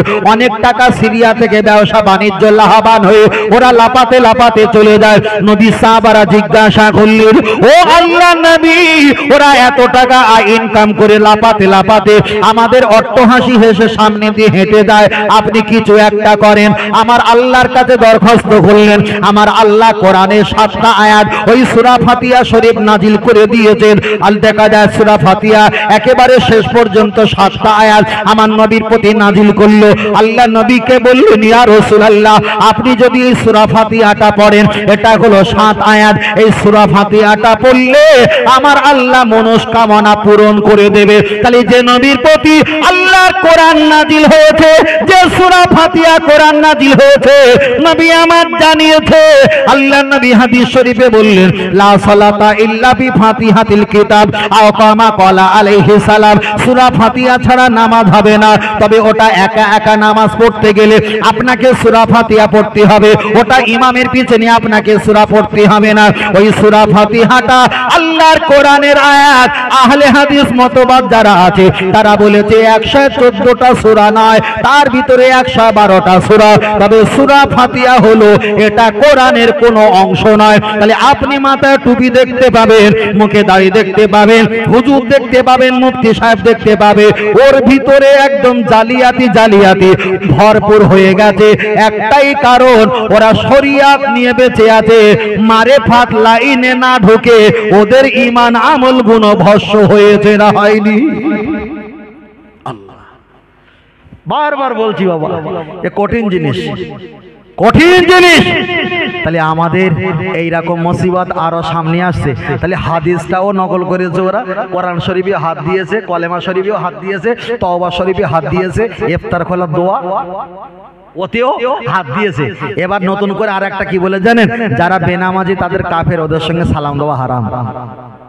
আবার নতুন করে বলছে, কেউ যদি জিজ্ঞেস করে তুমি মুসলমান না হিন্দু, উনি বলবি আমরা আহলে হাদিস, আমরা মুসলমান না। আমার কাছে মোবাইল রয়েছে, আমি যে গল্প করছি ফকটিয়া গল্প, ভাই এ ফকটিয়া গল্প না, এখন মুখের কথা বলতে গেলে প্রমাণ দিতে হবে। কথা বুঝতে পেরেছেন? উনি বলছে মুসলমান পরিচয় নয়, আমাদের একটাই পরিচয়, আমরা হলাম আহলে হাদিস।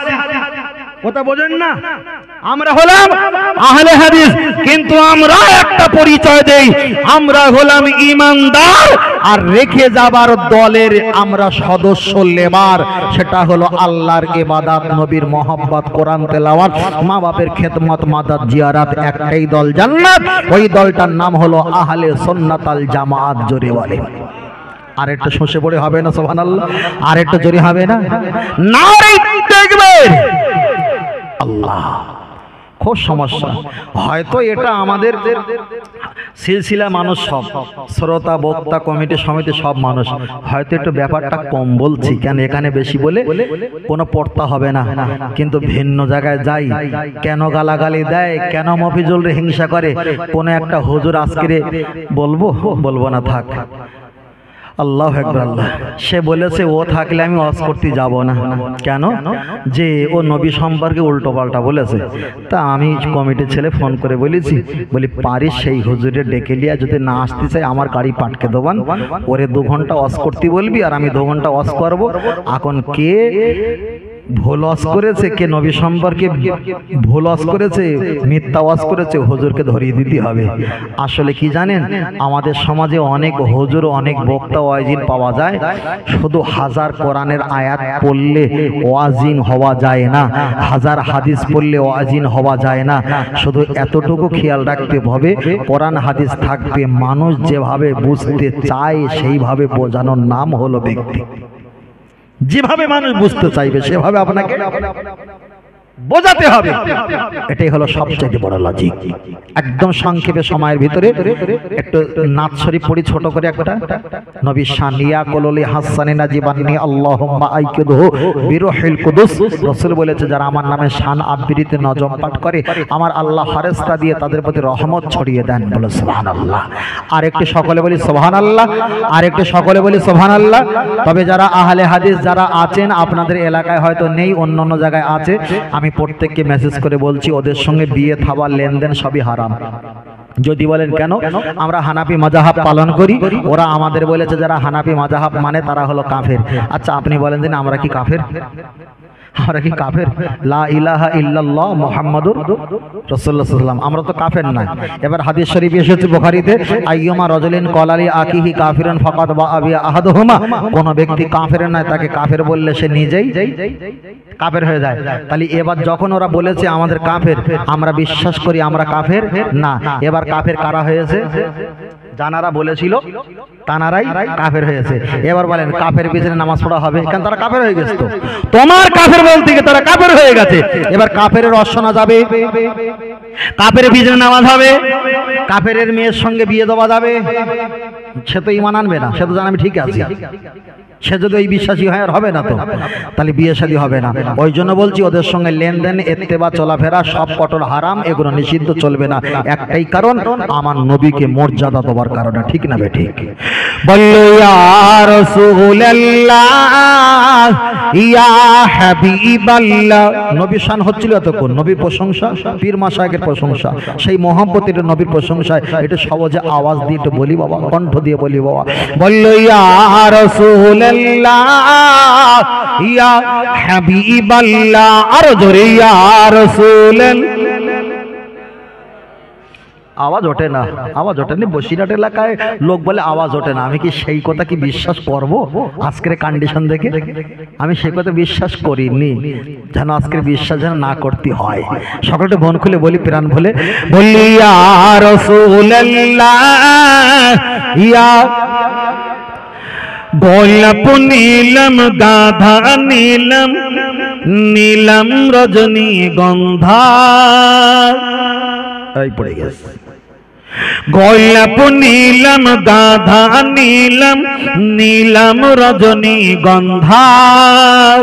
মনের শোকে মালা গেঁথেছি সকাল থেকে সন্ধ্যা। তবে একবার দেখা দাও যদি ও গো কামলি ওয়ালা, একবার দেখা দাও যদি ও গো মদিনা ওয়ালা। হাসি মুখে পাঠাবো তোমায় হাজার কিয়ামের নজরানা। বলো বলো ইয়া রাসূলুল্লাহ। মাশাআল্লাহ, জোরে আরো জোরে বললো ইয়া রাসূলুল্লাহ। লাল ফুলকে প্রশ্ন করি তুমি রংটি কোথায় পেলে? লাল রঙকে প্রশ্ন করি তুমি রংটি কোথায় পেলে? ওহদ ময়দানে নবীজি রক্ত লাল ছিল বলে। বলো সুবহানাল্লাহ। আর একটু জোরে বলে, আর একটু জোরে হবে না? সবুজ রঙকে প্রশ্ন করি তুমি রংটি কোথায় পেলে? জান্নাতি হুরে নারীর পোশাক সবুজ থাকবে বলে। আর একটু জোরে হবে না? তাই লাল সবুজের দোকান থেকে তুলে গেঁথেছি মালা। সুযোগ পেলে দাঁড়িয়ে পাঠাবো হাজার কিয়ামের নজরানা। তবে একবার দেখা দাও যদি ও গো কামলি ওয়ালা, একবার দেখা দাও যদি ও গো মদিনা ওয়ালা। হাসি মুখে পাঠাবো তোমায় হাজার কিয়ামের নজরানা। বলো বলো ইয়া রাসূলুল্লাহ। মাশাআল্লাহ, আরে জোরে বলো ইয়া রাসূলুল্লাহ। সাদা রঙকে প্রশ্ন করি তুমি রংটি কোথায় পেলে? সাদা রঙকে প্রশ্ন করি তুমি রংটি কোথায় পেলে? নূর নবীজির নূরানি দাঁত সাদা ছিল বলে। আর একটু জোরে বলেন।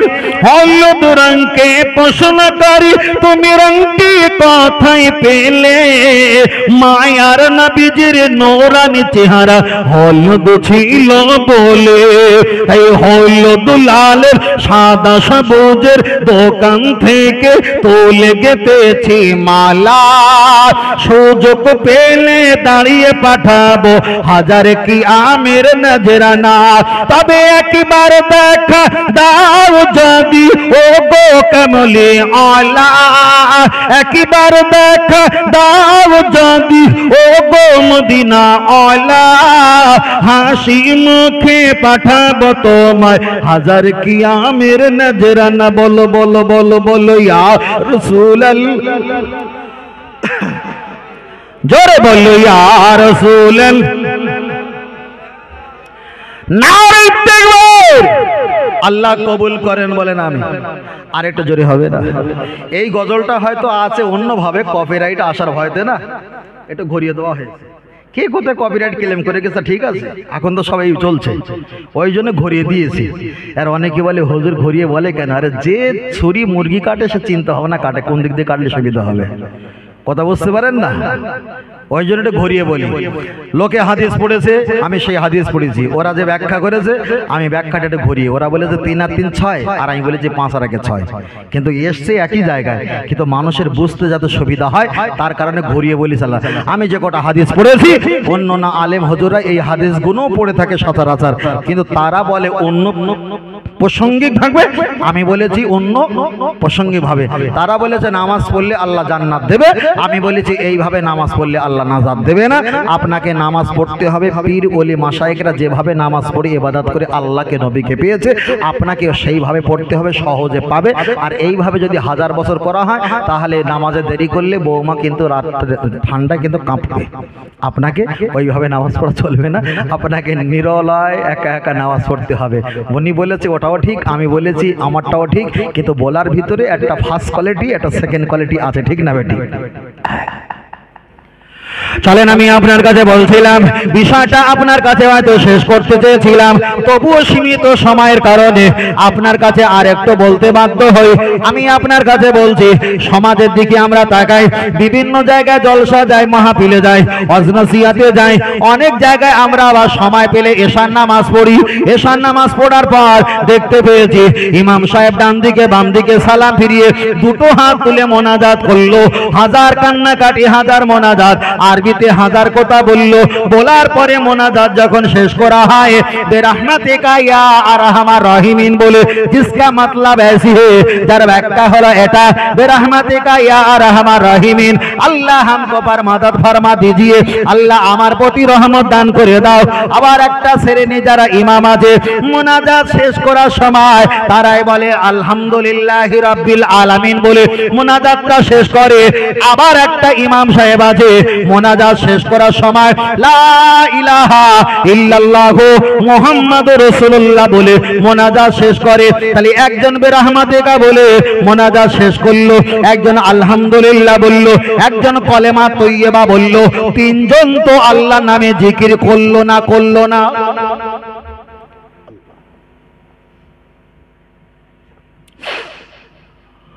ও আমার সোনা মানিকেরা, তিনজনা তো আল্লাহর নামে জিকির করলো।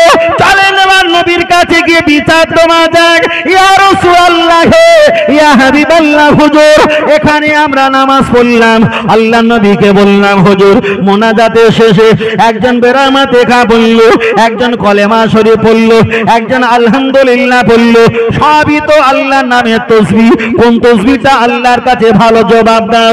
নবী আমার বললেন আফদাল ইবাদাত ইবাদাতি সালাত, সবচেয়ে বড় ইবাদত হলো নামাজ। হুজুর আমার বড় ইবাদতটা নিয়েছে আফদালত তিলাওয়াত, তিলাওয়াতুল কোরআন, সবচেয়ে বড় তিলাওয়াত সেটাই হলো আল্লাহর কোরআন তিলাওয়াত। হুজুর আমার কোরআন তিলাওয়াত নিয়েছে। নবী বললেন আফদালত জিকরি জিকরি লা ইলাহা ইল্লাল্লাহু মুহাম্মাদুর রাসূলুল্লাহ সাল্লাল্লাহু আলাইহি ওয়াসাল্লাম। তাহলে যে হুজুর বড় ইবাদত নিল, যে হুজুর বড় কোরআন তিলাওয়াত নিল, সেই নবী তো বলেছে বড় জিকির হলো কলেমা শরীফ, সেই হুজুর বড় জিকির বাদ দিয়ে বেরহমাতিকা চালিয়ে দিল। তাহলে ভাবতে হবে ইবলিসের ভিতরে আল্লাহ ছিল, ইবলিসের ভিতরে জাহান্নামের ভয় ছিল, ইবলিসের ভিতরে জান্নাতের আশা ছিল, ইবলিসের ভিতরে সেজদা ছিল, ইবলিসের ভিতরে ইবাদত ছিল, ছিল না নবী আদম। আর এই হুজুরের ভিতরে আল্লাহ আছে, ইবাদত আছে, জান্নাতের আশা আছে, জাহান্নামের ভয় আছে, নেই মুহাম্মদুর রাসূলুল্লাহ। তাহলে এই হুজুর যদি জান্নাতে যায়, তাহলে ইবলিসকেও আগে জান্নাতে দেওয়া দরকার, ঠিক না বে ঠিক? চলেন আমি আপনাকে বোঝাতে চেয়েছি, লক্ষ্য করে দেখা যায় তাহলে লা ইলাহা ইল্লাল্লাহ মুহাম্মাদুর রাসূলুল্লাহ সাল্লাল্লাহু আলাইহি ওয়াসাল্লাম আমরা কলেমা শরীফ পড়ি। এবার একটা কথা আমি আপনাকে বলবো, কেউ যদি বলেন হুজুর মোনাজাতের শেষে আপনি কলেমা পড়েন আর নাই পড়েন কোনো সমস্যা নেই, বিষয়টা আমি মেনে নিলাম। হুজুর তুমি 30টা বছর ইমামতি করলে, 30টা বছর বেরহমাতিকা বললে, 30টা বছরের ভিতরে 5টা বছর তুমি কলেমা পড়লে না কেন, এমন দোষা তেমন তোমার কেন হবে? চলেন আমি আপনার কাছে একটাই কথা বলছি, লক্ষ্য করে দেখা যায় তাহলে কলেমা শরীফ আমরা পড়ি লা ইলাহা ইল্লাল্লাহ মুহাম্মাদুর রাসূলুল্লাহ। আল্লাহর কাছে বলা হয় বিরহমাতিকা ইয়া আরহামার রাহিমিন, আল্লাহ তুমি আমাকে রহমত দাও, আমার প্রতি রহমত দাও, আমার প্রতি রহমত দাও। যে আল্লাহর বান্দা আল্লাহর কাছে রহমত চায়, আমার আল্লাহ কোরআনে বলে দিয়েছেন ওমা আরসালনাকা ইল্লা রাহমাতাল লিল আলামিন, আমি রহমতের মালিক কিন্তু রহমত আল্লাহ হলো তোমাদের নবী। জোরে বলেন সুবহানাল্লাহ, আর একটু জোরে বলেন সুবহানাল্লাহ। ও বাবাজিরা, ও ভালো করে খেয়াল করে দেখবেন, আমি আপনাকে বলছি আপনি যখন নামাজ পড়বেন, নামাজের ভিতরে আমার নবীকে মর্যাদা দিতে হবে, নামাজের ভিতরে নবীকে মর্যাদা দিতে হবে।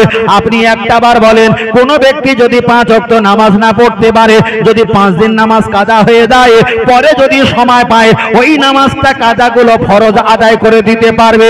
এমন কি ওয়াল উমরিহি ফিমা আপনাহু, আল্লাহ হাসরের মাঠে জিজ্ঞাসা করবে তোমার আমি ওমর দিয়েছিলাম, আমি বয়ে দিয়েছিলাম, কোন কাজে ব্যয় করেছো একটা বার জবাব দাও। শরিয়াতের হানাফির মাসলা হলো আপনার পিছনে যত নামাজ কাজা হয়ে গেছে, আপনি যদি ফরজগুলো তুলে দাও আপনার নামাজ আদায় হয়ে যাবে, কোনো সমস্যা নেই। কিন্তু আমি আপনার কাছে একটাই কথা বলবো, আপনি যদি বলেন আল্লাহকে মানলে আল্লাহ জান্নাত দেবে, আমি বলবো শুধু আল্লাহকে মানলে আল্লাহ খুশি হবে না। নবী আমার হাদিস শরীফে বললেন মান আতানি, কেউ যদি আমাকে ইত্তেবা করে, আমাকে যদি মান্যতা দেয়, আমাকে যদি তাবেদারি করে, আল্লাহ নবী বললেন মান আতানি, আমাকে ইত্তেবা করলে ফাকাদ আতাল্লাহ, ওই ইত্তেবা আমার আল্লাহ পাকের হয়ে যায়। জোরে বলেন সুবহানাল্লাহ। নবী আমার জানিয়েছে মান আসানি, কেউ যদি আমাকে ছেড়ে দেয়, কেউ যদি আমাকে সরিয়ে দেয়, ফাকাদ আসাল্লাহ, আমার আল্লাহ পাক তাকে ছেড়ে দেবে, আমার আল্লাহ তাকে সরিয়ে দেবে। একটাবার আমি আপনাকে বলছি, আপনি নামাজ পড়লেন, ওই নামাজে বললেন আলহামদুলিল্লাহি রাব্বিল আলামিন, আল্লাহ শুকরিয়া আদায় করলেন, আর রহমানির রহিম আল্লাহ পাকের কাছে আপনি দোয়া চেয়েছেন। ওই নামাজের ভিতরে বলা হয় ইয়াকা নাবুদ, ওই নামাজের ভিতরে বলা হয় ইহদিনাস সিরাতাল মুস্তাকিম, চালাও সে পথে যে পথে তোমার প্রিয়জন গেছে চলু। যার ব্যাখ্যা হলো আল্লাহর প্রিয়জন হলো কারা? নবীগণ, সিদ্দিকিন, শুহাদা, সালেহিন, যারা আল্লাহর নবী, যারা আল্লাহ শহীদ প্রাপ্ত, যারা সালেহিন, যারা সিদ্দিকিন, এমন ব্যক্তিদের পথে আপনি যাবার জন্য নামাজে বললেন আল্লাহ চালাও সে পথে যে পথে তোমার প্রিয়জন গেছে চলি। আপনি তো নামাজে বললেন আল্লাহ পীর মাশায়েখ ওলি আউলিয়ারা যে পথে চলে আপনাকে খুশি করেছে, আপনি আমাকে সেই পথে চালিয়ে দাও। আপনি নামাজে সেই দোয়া করলো, আর নামাজ থেকে বার হয়ে বলছে আমি আল্লাহ ছাড়া কাউকে মানি না। তাহলে এ হারামখোরের মতো পৃথিবীতে কি আর হারামখোর পাওয়া যাবে? বারবার করে বলছি, আপনি নামাজে বলবেন এক, আর বাইরে বার হয়ে বলবেন আর এক, চলবে না। আপনি নামাজে বললেন আসসালামু আলাইকা আইয়ুহান নবিয়্যু ওয়া রাহমাতুল্লাহ, নবীর প্রতি সালাম দিয়েছেন, আর নামাজ থেকে বার হয়ে বলবে আমি নবীর প্রতি সালাম দিইনি, সালাম কি আমি পড়িনি। তাহলে চিটিং বাজ না? ভালো পাক্কা চিটিং বাজ না? পাক্কা চিটিং বাজ। আর আপনি যদি বলেন না অতটুকু কেটে দেবো, তাহলে নবীর প্রতি সালাম দেওয়া হচ্ছে ওয়াজিব, আপনি ওয়াজিবটা ছেড়ে দিলে, কেটে দিলে আপনার নামাজও হবে না। এখন বড় ইবাদত করবা, আপনি যদি সালাম না দেন আপনার নামাজটা হবে না। আমি বারবার করে বলছি ভাই, যেখানে আমার নবী সেখানে আমার আল্লাহ রহমত, যেখানে নবী নেই সেখানে আল্লাহ রহমত, বরকত, দয়া, মায়া কিছু নেই। নবী আদম আলাইহিস সালাম আল্লাহর কাছে কেঁদেছিলেন।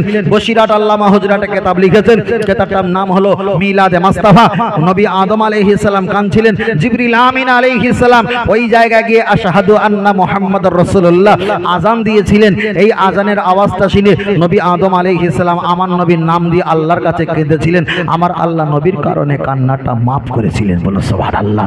নবী বলেছেন কুল্লু নবিয়্যিন মাসুম, নবীরা নিষ্পাপ বেগুনা মাসুম। তাহলে একটা নবী নিষ্পাপ বেগুনা মাসুম নবী যদি আল্লাহকে শুধু ডেকেছে, নবীকে না ডাকার কারণে যদি এত কাঁদতে তাকে হয়, আমরা তো গোনা আর গোনা, গোনা আর গোনা, আমরা যদি সারা জীবন কাঁদি কবুল হবে কিনা সমস্যা।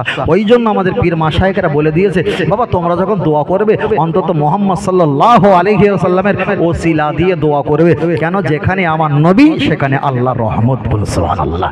আরেকটু জোরে হবে না? আরেকটু জোরে হবে না? এটা তাকবীর আর নারে তাকবীর। এরকম তাকবীর দিলে না বালিশ নিয়ে আসি ভাই। আপনাদের এ পাড়াতে একবার এসেছিলাম, 1 বছর এসেছিলাম না ভাই, 1 বছর এসেছিলাম তো, হ্যাঁ সামনে বারে, তার এবছরই এসেছি। আপনারা তো তকবীর জোরে দেন, তা এত আসতে তকবীর দিলে কি হবে? আমার পরে তো আলহাজ মাওলানা মশিউর রহমান ভাই আস, তাই তো, প্রবীণ আলেম, উনি যখন নসিহত করতেন তখন আমরা বসে বসে শুনতাম, তখন মাদ্রাসা ভর্তি হয়নি, প্রবীণ আলেম। আমরা তানার জন্য দোয়া করব। আমি প্রতি জলসায় বলি, প্রতি মাহফিলে বলি, তানারা আমাদের অনেক শিখিয়েছেন, অনেক অবদান আছে। তখন আমাদের মুরব্বীরা জানতেন না ধর্মের কথা, যা জেনেছেন তাই বলেছেন, তাই শুনে তারা সুবহানাল্লাহ বলে নেকির অধিকার হয়েছিল, ঠিক না বেঠিক? আজকের আমি বড় হয়েছি, হামকারেঙ্গা তাংকারেঙ্গা অনেক কিছু করতে পারি। ভাই এতটুকু বলবো, নিমখারানি করলে হবে না, করলে হবে না, বুঝেন না? ভাই আসছে, তাকবীর দেয়, নারে তাকবীর। আর এটা হচ্ছে নারে তাকবীর। আলহাজ মাওলানা মশিউর রহমান সাহেব বলেন জিন্দাবাদ। আর এটা জোরে বলেন জিন্দাবাদ। নারে তাকবীর, নারে তাকবীর, নারে তাকবীর। অনেক কথা বলেছি, ভাই আসছে, তিনিও অনেক কথা বলবে। তার কারণ আমরা এখানে অনেক ব্যক্তি ছিলাম, আমরা ছিলাম না, আমরা এসেছি। আবার এমন একটা সময় আসবে আমরা কেউ এখানে থাকবো না, তবে আল্লাহ আছেন, আল্লাহ রয়েছেন, আল্লাহ থাকবে। আল্লাহু বাকি মিন কুল্লি ফানি, পৃথিবীর সব ধ্বংস কিন্তু কেবল আল্লাহ ব্যতীত। যা বলেছি ভুল ত্রুটি যদি হয়ে থাকে আমাকে ক্ষমা করবেন। আল্লাহ আমাকে যা বলিয়েছেন, ভাইকে যা বলাবেন, আমরা যা শুনবো, প্রত্যেকের ভুল ত্রুটিকে আল্লাহ মাফ করে দিয়ে আমার নবীর খাতিরে আল্লাহ যেন কবুল করেন, বলুন আমিন। আর একটু সকলে বলি আল্লাহুম্মা আমিন। ভালো থাকেন, সুস্থ থাকেন। যদি ভাষাগত যদি খারাপ হয় আমাকে ক্ষমা করবেন, বুঝলেন না, ক্ষমা করবেন। তবে বলেছি আমাদের গোনা বেশি নাকি কম, আমরা গোনা কমাবো নাকি বাড়াবো, এটাই হচ্ছে লজিক। আর এটা তাকবীর দেয়, নারে তাকবীর। আর এটা তাকবীর দেয়, নারে তাকবীর। আসসালামু আলাইকুম ওয়া রাহমাতুল্লাহি ওয়া বারাকাতুহু। দরুদ শরীফ পড়ি। আল্লাহুম্মা